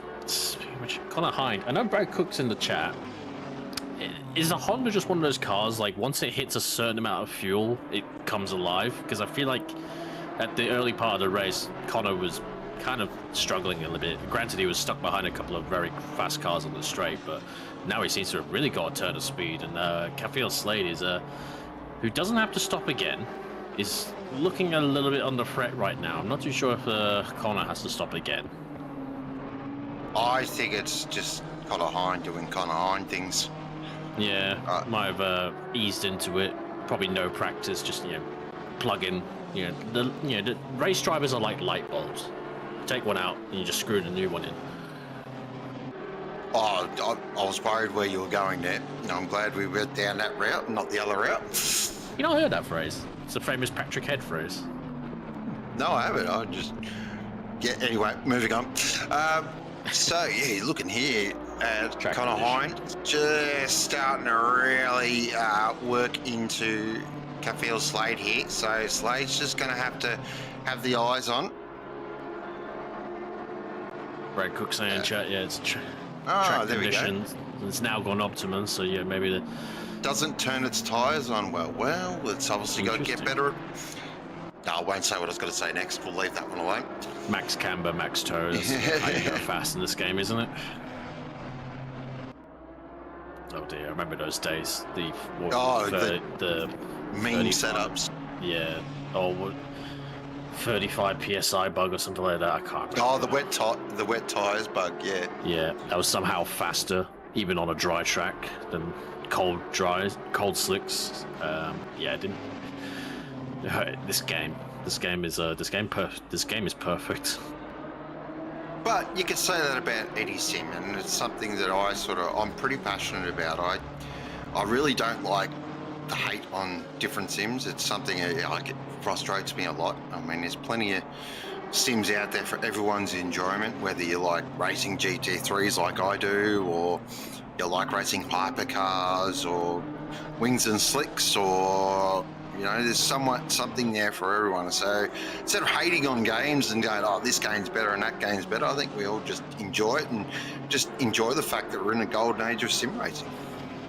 Absolutely. I think, we are all guilty of all that. It's a very elitist... But hang on a second, we've got Connor. We'll just go back to a bit of action here, because Connor Hind just says, if you don't mind, I think Slade let... Oh, no! Oh, Connor, braking marker. Just when we start to turn on the praise and in comes the mistakes. I'm not too sure of it. I feel like Slady kind of backed off early into that braking zone, so I don't think that will be a redress. I think Slady didn't fight him too hard, but maybe that was just a braking difference. But clearly, the braking was not the optimum line for the Honda. But looking good so far. It's really got a turn of pace right now, but I'd be curious if they've got the fuel to go to the end. Rosser in the BMW. Getting pretty close, I have to say. Might be able to unlap himself a bit. They definitely... Where are they running at the moment? Just having a quick look. 16th. 16th at the moment. So they started well, but unfortunately they've dropped down there a little bit. So we'll do a bit of a class recap as well. So it is Scotty Rochford leading the way in silver class at the moment. Really drove nicely. They've been so good.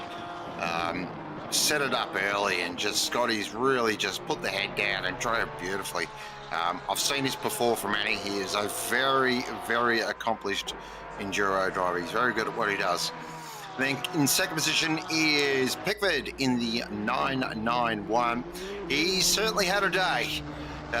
It's been Carl Johnson really put in some great laps early on, and Pickers was looking good. Unfortunately, got caught up in an incident involved with Mike Crick, so that sort of paid to his moving forward, but still running in fifth, doing a great job.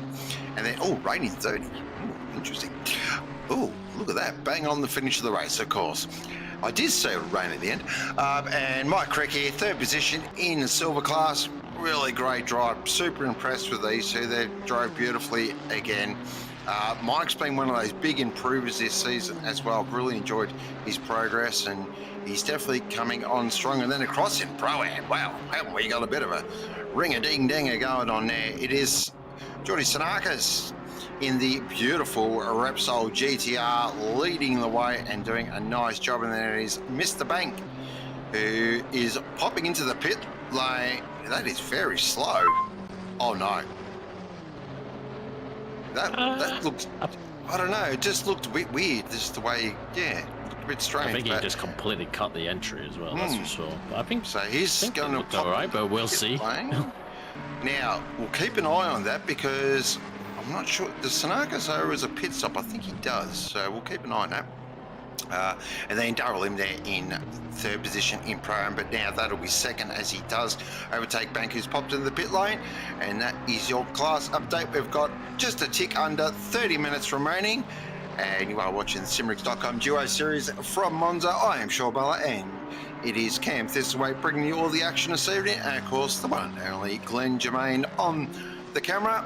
And final stream, final half an hour for OOR, so I think we'll get across. And I just firstly want to say a huge thank you to everyone that makes OOR happen. You guys are amazing. We all enjoy sim racing, and without the hard work of Matt Powers and your Glenn Germains and who else? Paul Cranich, who does a lot for the Club 50 series. Which is awesome. A big thank you to Hobbsy and the rookie crew over there in Rookie Land, who provide that awesome sort of education process for our rookies. And of course, you are new to sim racing and you want to come race with us at OOR, please go and join the rookie series. It is really a great way to get your toes wet. Toes wet. It's normally feet wet. We'll go toes. So that is really great. Now, as I was saying, some really exciting things coming up in 2026 with plenty of different sims and plenty to sort of get stuck in. And of course, though, coming up January 31st, it is the big one. It is the Bathurst 12-hour. It's the one we all love. It's the one everyone gets excited for. It's always a fantastic week that week, the sort of week leading up to the Bathurst 12 hours. So looking forward to that, and I'm no doubt it's going to be a stupidly fast grid again. I do remember the last time was like a 2:01 or 2:02 got you on the grid, so really fast times. And because everyone absolutely loves Bathurst, but more so everyone sweats the hell out of that track as well. Sean, if I can just jump in for one sec. With everyone. Certainly Bathurst on January 31st is going to be a really big event for us. At this stage, we believe it will be the last enduro that we do on ACC. Depends on how things go with other sims next year, but at this stage, we're just planning the Bathurst 12-hour as a big goodbye to endurance racing on ACC as the other sims are starting to kick on. We're hoping to get a big grid and get everyone involved and make it a ripper of a day. Yeah, I can't wait. It's going to be a lot of fun. I mean, if this year's was anything to go by, it's going to be definitely exciting, and it's been the last race in ACC as well. It's a little bit sad. So it's been a good sim. It really has looked after OOR. It is in my top 3 of all time. I think it's a fantastic sim. It's so much fun, and there is still not a better GT3 sim out there, even though I've heard rumours that iRacing GT3 is pretty good, but I'm not an iRenter. It's not my kind of cup of tea because it looks like something from 1985. So, Le Mans Ultimate, if you're listening, Studio 369, can you get to work, please?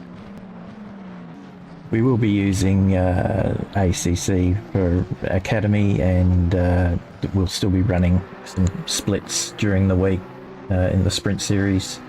But yeah, as far as Enduro goes, we'll be looking at what our options are after January 31st. Excellent. So we can expect a Le Mans 24-hour next year. Beauty. Absolutely. Oh, sign me up for that. Oh, that's right in my wheelhouse. It'll be very, very interesting. Thank you very much to Glenn. Man deserves his own amount of thanks for everything he's put on and everything he does behind the scenes, and really making sure we all have to race on servers, and he always provides those servers as well. He does an excellent job running all the day-to-day as well. Obviously, we kind of miss having our Neil Alexander, Mr. Moloch as well around. He's obviously still around, but not as much as he would probably like to be. And Glenn obviously runs pretty much the day-to-day behind OOR, so we appreciate it all. And yeah, it'll be very sad to see if Bathurst 12 hour is going to be our last ACC Enduro. And I'd really like LMU to kind of step up a bit, but they need those driver swaps, but they're still not implemented yet. There's progress made, at least now. Apparently we can now do penalties that aren't 30-second penalties. Yep. So that's also progress. An engineer mode coming as well, which is very exciting. For those that like to sort of look at squiggly lines and things like that. That's there. That can definitely help some teams, and especially for nuffs like me, you just know one way to drive, and that's gas, brake and steer, and everything else doesn't matter. That's why I don't really go into hypercars, to be perfectly honest. It's sort of, yeah, I just enjoy GT3 racing. It's just something that always has appealed to me. It's got a bit of a 5-second penalty there for ignoring a blue flag, so that's a shame. I thought we were going to get through the whole race without one of those. So a bit unfortunate. So 23 minutes remaining. So may as well, what's been your highlight of the year, Cam? Ooh, tricky to say. I'm trying to remember most of the year now. I spent, unfortunately, a lot of the year in the comms box. Not necessarily, unfortunately, the comms box is a bad place to be, but I do miss being out there on the track. And yeah, I think my win in the Bentley, I think, was this year's. I think that's my highlight of the year around Alton Park. And yeah, I know it's a bit, I know it's a little bit self-centered, but yeah, I can't. That was my all-time peak, I think, really, in racing and being part of Octane Online Racing for like 4 years, and I finally managed to get an outright win. I know it's a bit self-centered, but yeah, that's my highlight. Nice. Mine's easy. This year's Bathurst 12 hour. 100% easily my highlight of the year. It was a great day. Proper worthy calls as well. We had some great guests in the box. Everything ran really smoothly. Just, yeah, a proper good day. It was when I finished that commentary, I sat there for, I reckon, a good hour and just had the biggest smile on my face. Like, it just felt good. That's why I do commentary. So yeah, it's pretty good stuff. The other little selfish highlight, of course, my Enduro, my 3-time now Pro-Am Enduro winning. So really enjoyed that. But 21 minutes remaining, and unfortunately I've got to bid you adieu. So I'm going to leave you in the very capable hands of Cam and Glenn. And I just want to say a quick thank you to everyone that's sort of supported me as well. You've been amazing. Everyone that's sort of dug in and sent me messages of support back in the day has been really cool. A massive thank you also goes to Benjamin Hignett, Glenn Germain, Paul Cranich, all our stewards, all our race directors, everyone that makes OOR tick, but most importantly, Jade, that's a bit crazy. You don't want to be doing that Boy, stuff. he was going to go around. Gee. I know, bloody hell. In the middle of the Tom Hanks acceptance speech. But of course, the final thank you does go to our amazing viewers and people in OOR. You guys are legends. As I said, please have a safe Christmas, stay safe in the new year, and I will speak to you in 2026. Thank you very much, Sean Muller. It has been so great to have you back in the box, and I really hope you're going to find some time behind the wheel as well. We do appreciate everyone that's come out to support as well. Sean, who is pretty rough last few months. Appreciate he's always around, always kicking, always up for a good scrap on the comms. Great to have him here. You're gonna be me for the last 20 minutes as run now. Will Jaden Rondinella keep things on course right now? Trying to look where is 316. He's got such a lead over Scott Rochford. Scott Rochford is just on the exit of Ascari right now. He's got a massive lead. I dare say if he boxes and just tops up his fuel, he'll still come out ahead in the lead. So it is looking good for car 139. Do they need to box? Do they need more fuel? Who knows? He hasn't got a switch stream right up right now, so can't really can't do a little bit of spying and find out. Scott Rochford doing everything he needs to. He is being caught by Kafil Slade and Connor Hine. Connor Hine really on the back of Kafil Slade, and I'm not too sure. I thought these two. I'm just really struggling to remember what happened right now, but I thought Kafil Slade got overtaken by Connor Hine, so maybe those roles have now reversed. Maybe Kafil Slade was in a bit of a. Saving a bit of fuel in a little bit of a lower map, hence why his pace kind of fell off a little bit. But maybe he's now found his feet again. 5 seconds behind now, Scott Rochford. He needs to kind of clear Scott Rochford to be anywhere near Jaden Rondinella when Rondinella pits again. And we're pretty certain he'll have to, but we shall see. Darrell Lim now, fastest lap for 2:51. Yeah, that car is James Gaze and Darrell Lim definitely really getting their promotions ready for next year. Definitely going to be at least silver rated drivers, or at least Darrell Lim. He's really showing some good pace out there.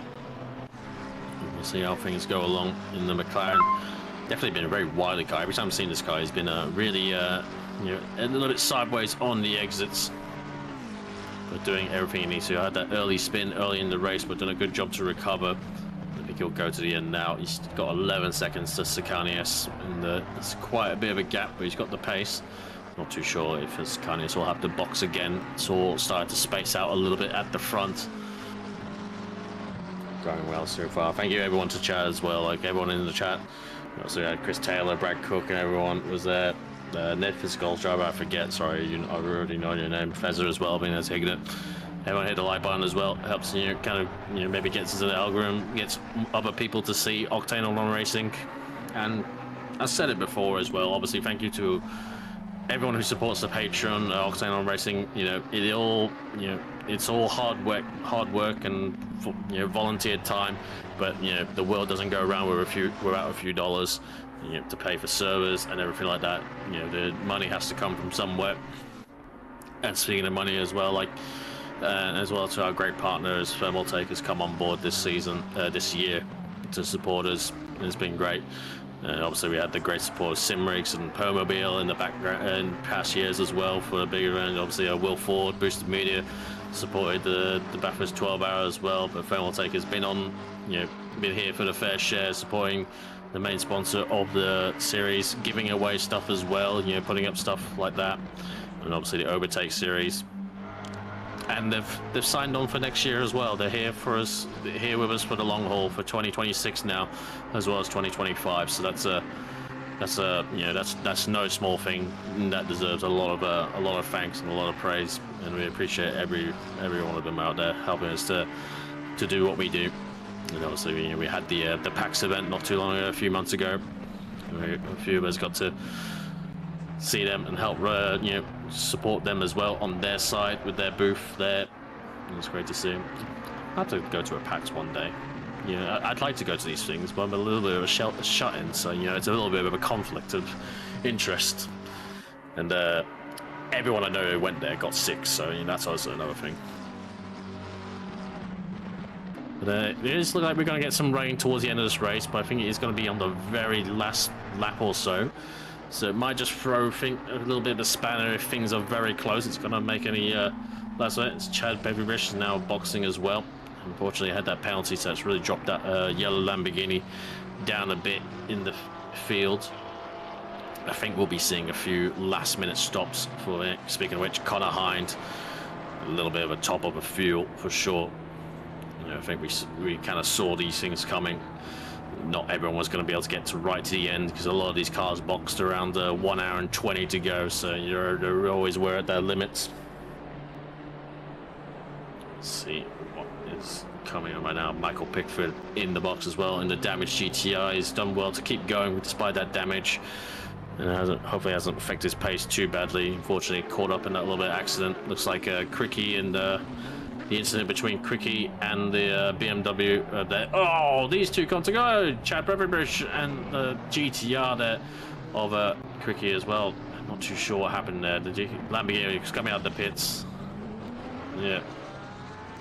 Unfortunately, came to blows there. And a little bit of an error between the two. And the Porsche there of Jack Miller right on the back. We'll have to get past this Lamborghini. Should know he's a lap down, so hopefully it won't impede the Porsche too badly. It's not really the first thing on your mind when you've just been in an incident. You're a little bit fired up. See how things on the go right now. 15 minutes to go. See if my voice can last 15 minutes for the end of the year. I'll jump in with you, Cam, and have a chat. No worries. Thank you very much, Glenn. Yeah, no worries. Yeah, looking pretty good for Loopy. Just hope he doesn't need to nip in for a quick pit stop, because you never know what might happen.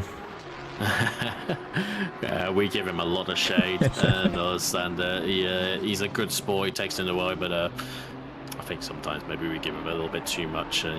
Just because someone takes it doesn't mean you should always dish it out as well. But he's doing a very good job right now, and not to have a go at anyone like that. I think we're all guilty of it. I think we always piled on JC and everything like that.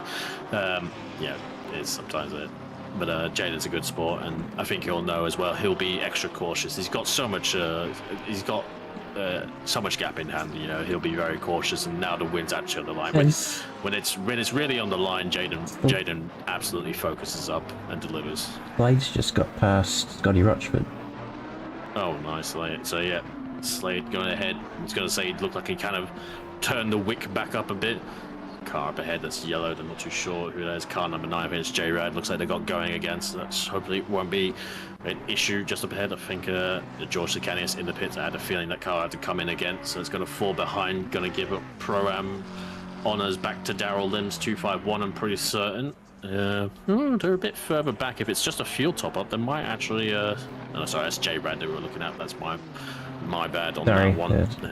Daryl Limbs way up the field. Yeah, he's gone ahead. I think not too surprising. They've had the pace and they had the gap as well. But pretty good drive from George Sicanius, have to say. Oh, have we lost him? No, nope, he's still there. He's still there. That was interesting. It was a long stop. Yeah. I wonder if they took a set of tyres. Might have been a bit unnecessary, but if they felt they needed it, they needed it. And dropped a few spots here. See if they come out. Oh, there's a big pile coming, so Slady's right there, but I think Slady's ahead by a lap, so obviously that's not. And obviously Rochford right there behind as well. They might be fighting, I want to say, with Rosser in that BMW. Oh, as Sicanius just cuts across, goes on the grass as well. I think he'll fall behind. Yep, he's going to fall behind Rosser as well. So that might be a change for position. I think Callum Gibbos is going to be for position as well in the Ford Mustang. So unfortunately, Sicanius had a little bit of a bad exit, and he's really kind of fallen a few positions down, but rather safe than sorry. So at least still going. His car's still straight, didn't take anyone out. It's the main focus. Porsche behind it. Pete Viney, I reckon that car is also in the fight for this. So it's Billet now. Sorry, in the GTR, in the Repsol GTR. For Jaden Runnell in the box. Surely we'll have to watch this one. We'll count the seconds down. So he's coming in. I reckon this is going to be sub 10 seconds that he's going to be stopped for. He's going to be stopping any second now. So count it from here. 1, 2, 3. It's going to be very 4, 5, 6, 7, 8. Are they going to just do fuel? 9, 10. 10, yeah, 10 seconds there. More than enough fuel to get for 10 more minutes. And yeah, they're safe. And as long as they cross that line and no red box comes up, yep, he's done it. No penalty. Good on you, Loop-D. He did the pit stop. Well done, Jaden Rondinella. It's pretty much the win right there. Yep. Sorry, Jaden. Sorry, Jaden. We love you, but you're on for the win right now. You don't give a toss what we think. Unless you throw it away in the last 10 minutes. When he watches this one back, oh dear, I'll be getting an earful. But anyway, that's alright. And Liam Hamilton's done a great job in that car. 55 seconds ahead of Slade still. I want to say, unless that timing hasn't updated. I don't think it has. No, yeah, should... so he's right there, so that's probably more about 20 seconds, I reckon. Yep. He's just going through Curva Grande. It is, you know, these two, it's for net position, but Cafiel Slade's got to close about 10 to 20 seconds in 10 minutes, 17 seconds. I reckon that's not going to happen. It's going to take a mighty mistake from Rondinella to do that one. Or some mighty laps from Slade. I don't think that's on the cards, and I think Jaden knows that. He just needs to bring it home. Just keep it on lap. No, you know, don't push it 110%. Just do 95, and he'll bring it home. But it's a good effort from Cafiel Slade. That car's kind of been a bit here, there, everywhere, especially at the start of the race. You know, kind of all in the battles. Considering the Lambo in the dry around here, you know, with the straight line deficit. They've done pretty well, all things considered. Scott Rutherford now just ahead of the GTR. I think the GTR starting to speed up and find its feet a little bit is Carl Billett, so interesting to see what he does. Interesting to see what Scott Rutherford, if Scott Rutherford has the fuel to go to the end, because I reckon he might, and hence why he might be getting a little bit swallowed up by these cars that have just come out the pits, I reckon. I would let this GTR go if he's constantly on your bumper like that, especially if you got P3 on the cards. Where is Jack Miller relative to Scott Rochford? He is a long way away. He's about 1 sector behind. He's just 8 exit of Ascari. Scott Rochford, I think, might be just getting out the throttle, or whether the Porsche is just suffering that much, but I reckon he just got out the throttle, let the GTR take his line. Just let him go. Doesn't need to lose the time. Doesn't need to get caught up in a necessary accident. You're on the cards now for P3 overall for the silver-rated car of Patrick Johnston and Scott Rochford. The amazing driver, and potentially this is a car that actually didn't have to stop again as well. Looking to see if we can see what map he's on. He was saving. Yeah. Map 4. So yeah, that is not the quali power. So Porsche maps work a bit different. Maps 5 to 8 for the Porsche are qualifying engine power, and maps 1 to 4 are normal power. So that's what you'll see with these Porsches. They always run in maps 1 to 4 generally, because to be honest, with quali power, with the Porsche's lack of straight line speed, they don't gain anything by running quali power. So they can just run normal power and save a whole heap of fuel in the process. Michael Rosser, 5-second penalty for causing a collision on lap 85. Oh dear, it's not ideal. And that's pretty rough actually, because they're really in a close fight between Gibbons and Billett. Viney there as well. As Michael Babb says in chat, we have Annie doing giga fuel save to get the extra lap. Nice.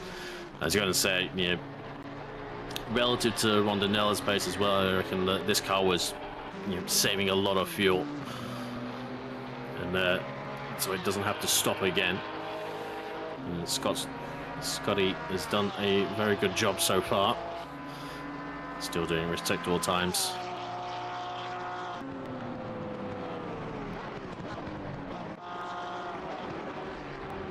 Jack Miller's a way back. Yeah, he's a long way back. I think this car was very, very quick, but I don't think it was quick enough to catch that gap. They've done well though, haven't they, to come back? Yeah, Stop go 30. Yeah, that would have been very interesting to see where they would have been without that stop and go 30. I reckon they did unfortunately lose about 10 to, I want to say even more than 10 seconds, because they went right up to the limits of Daniel Benefield's driver's stint time, but he was still out on wet tires on a very dry track, and he was getting passed by everyone. I reckon that was a bit of time that they didn't need to give up, but maybe they just felt that, you know, maybe that's what they decided to do. I don't think that was optimized as well, but you know, they had the stop go 30. You know, never going to have the perfect race, put it that way. So Kane Phipps doing a good job in P7 right now for the number 5 BMW, partnered with Ben Wittner. Pickford doing a decent job as well overall, considering they had that almighty collision with Mike Crick, who unfortunately has fallen back to P14 in all of that. So I reckon Cricky's obviously had to come in again, but I reckon they've taken a set of tyres. I think Pickford just took some fuel, because we saw them pit not too long ago.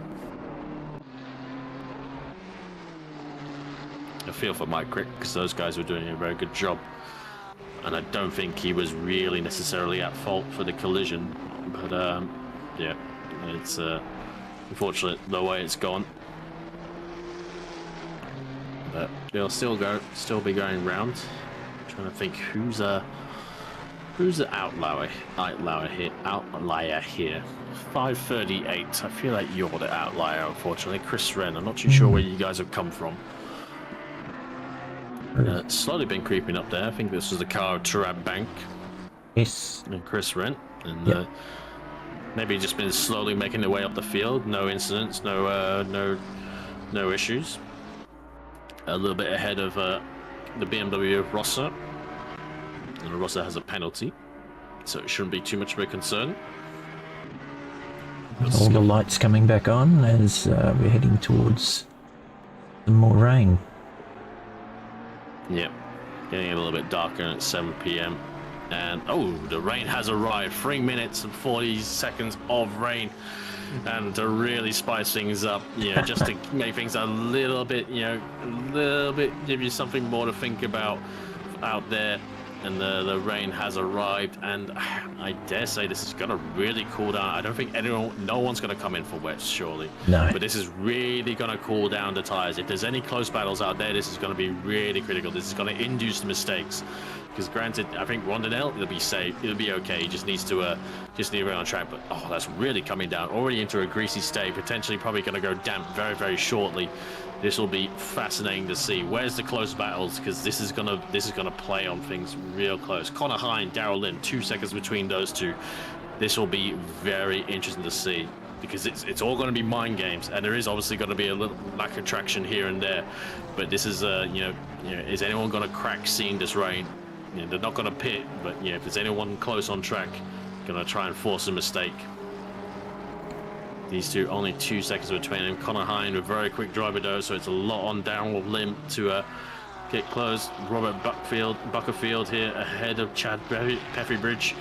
Hayden Marsh just behind him as well, so everyone's got to hold on. Don't be too intimidated by the rain.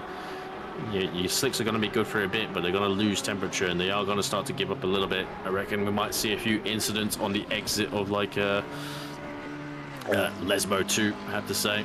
Yeah, it's a little bit slippery out there, obviously with the AstroTurf. We'll see if everyone keeps their composure. It's the rain just to really strike things up at the end here. I don't think anyone will pit, but it's gonna rattle a few cages. You shall see, just under 2 minutes to go. Capfield Slade is closing in a few seconds on Rondinella, but I think Rondinella's cruising a little bit, and obviously Capfield's just might as well push the car and see what he can do, see how much he can close that gap. Oh, Robert Buckfield getting a little bit wide there. The temperature's starting to go. The tires, the slicks are not biting anymore. The temperature will be more of a factor. This is going to be the last lap now for Jaden Rondinella. He's got an almighty an absolute continent of a lead over Cafiel Slade, and he should be well and truly safe. He just needs to bring it home. Can loop D.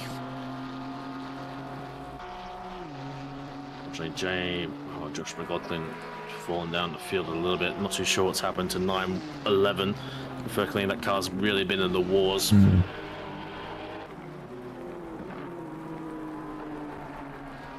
Potentially going to happen up here. It's just last lap, surely, for most people. Car 27 has boxed. Not too sure that is Hayden Marshall disqualification.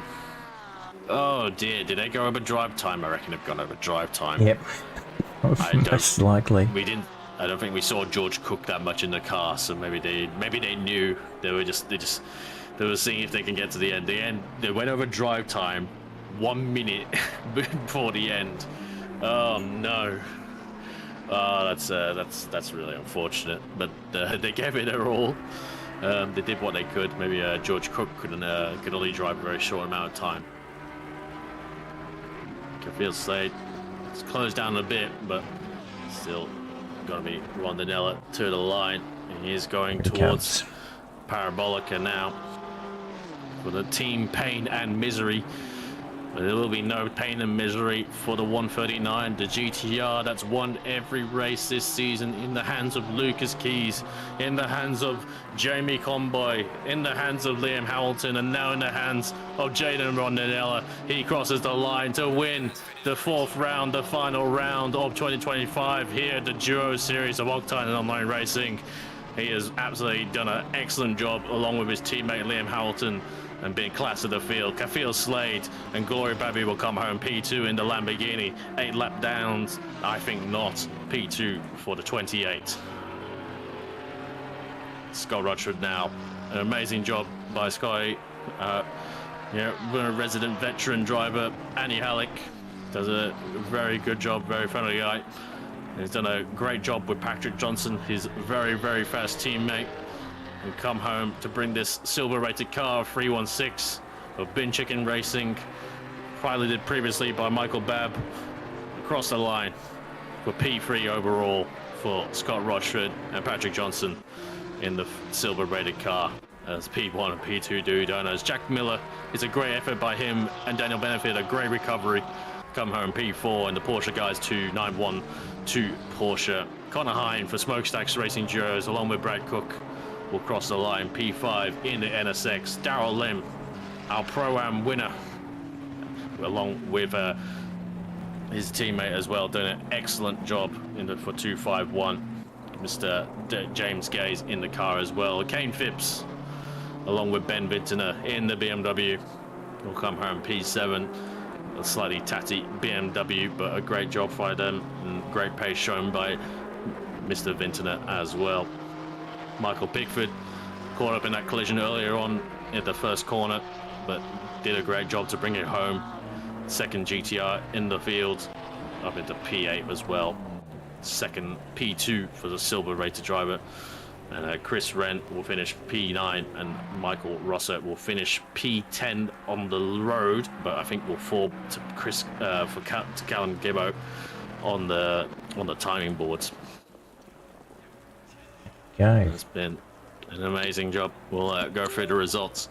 Well, thank you everyone who's been out there, everyone who's racing, everyone who's stuck around for the live stream as well. Thank you to everyone here. Annie crossed the line with 0 fuel. Michael Babb reports that is incredible.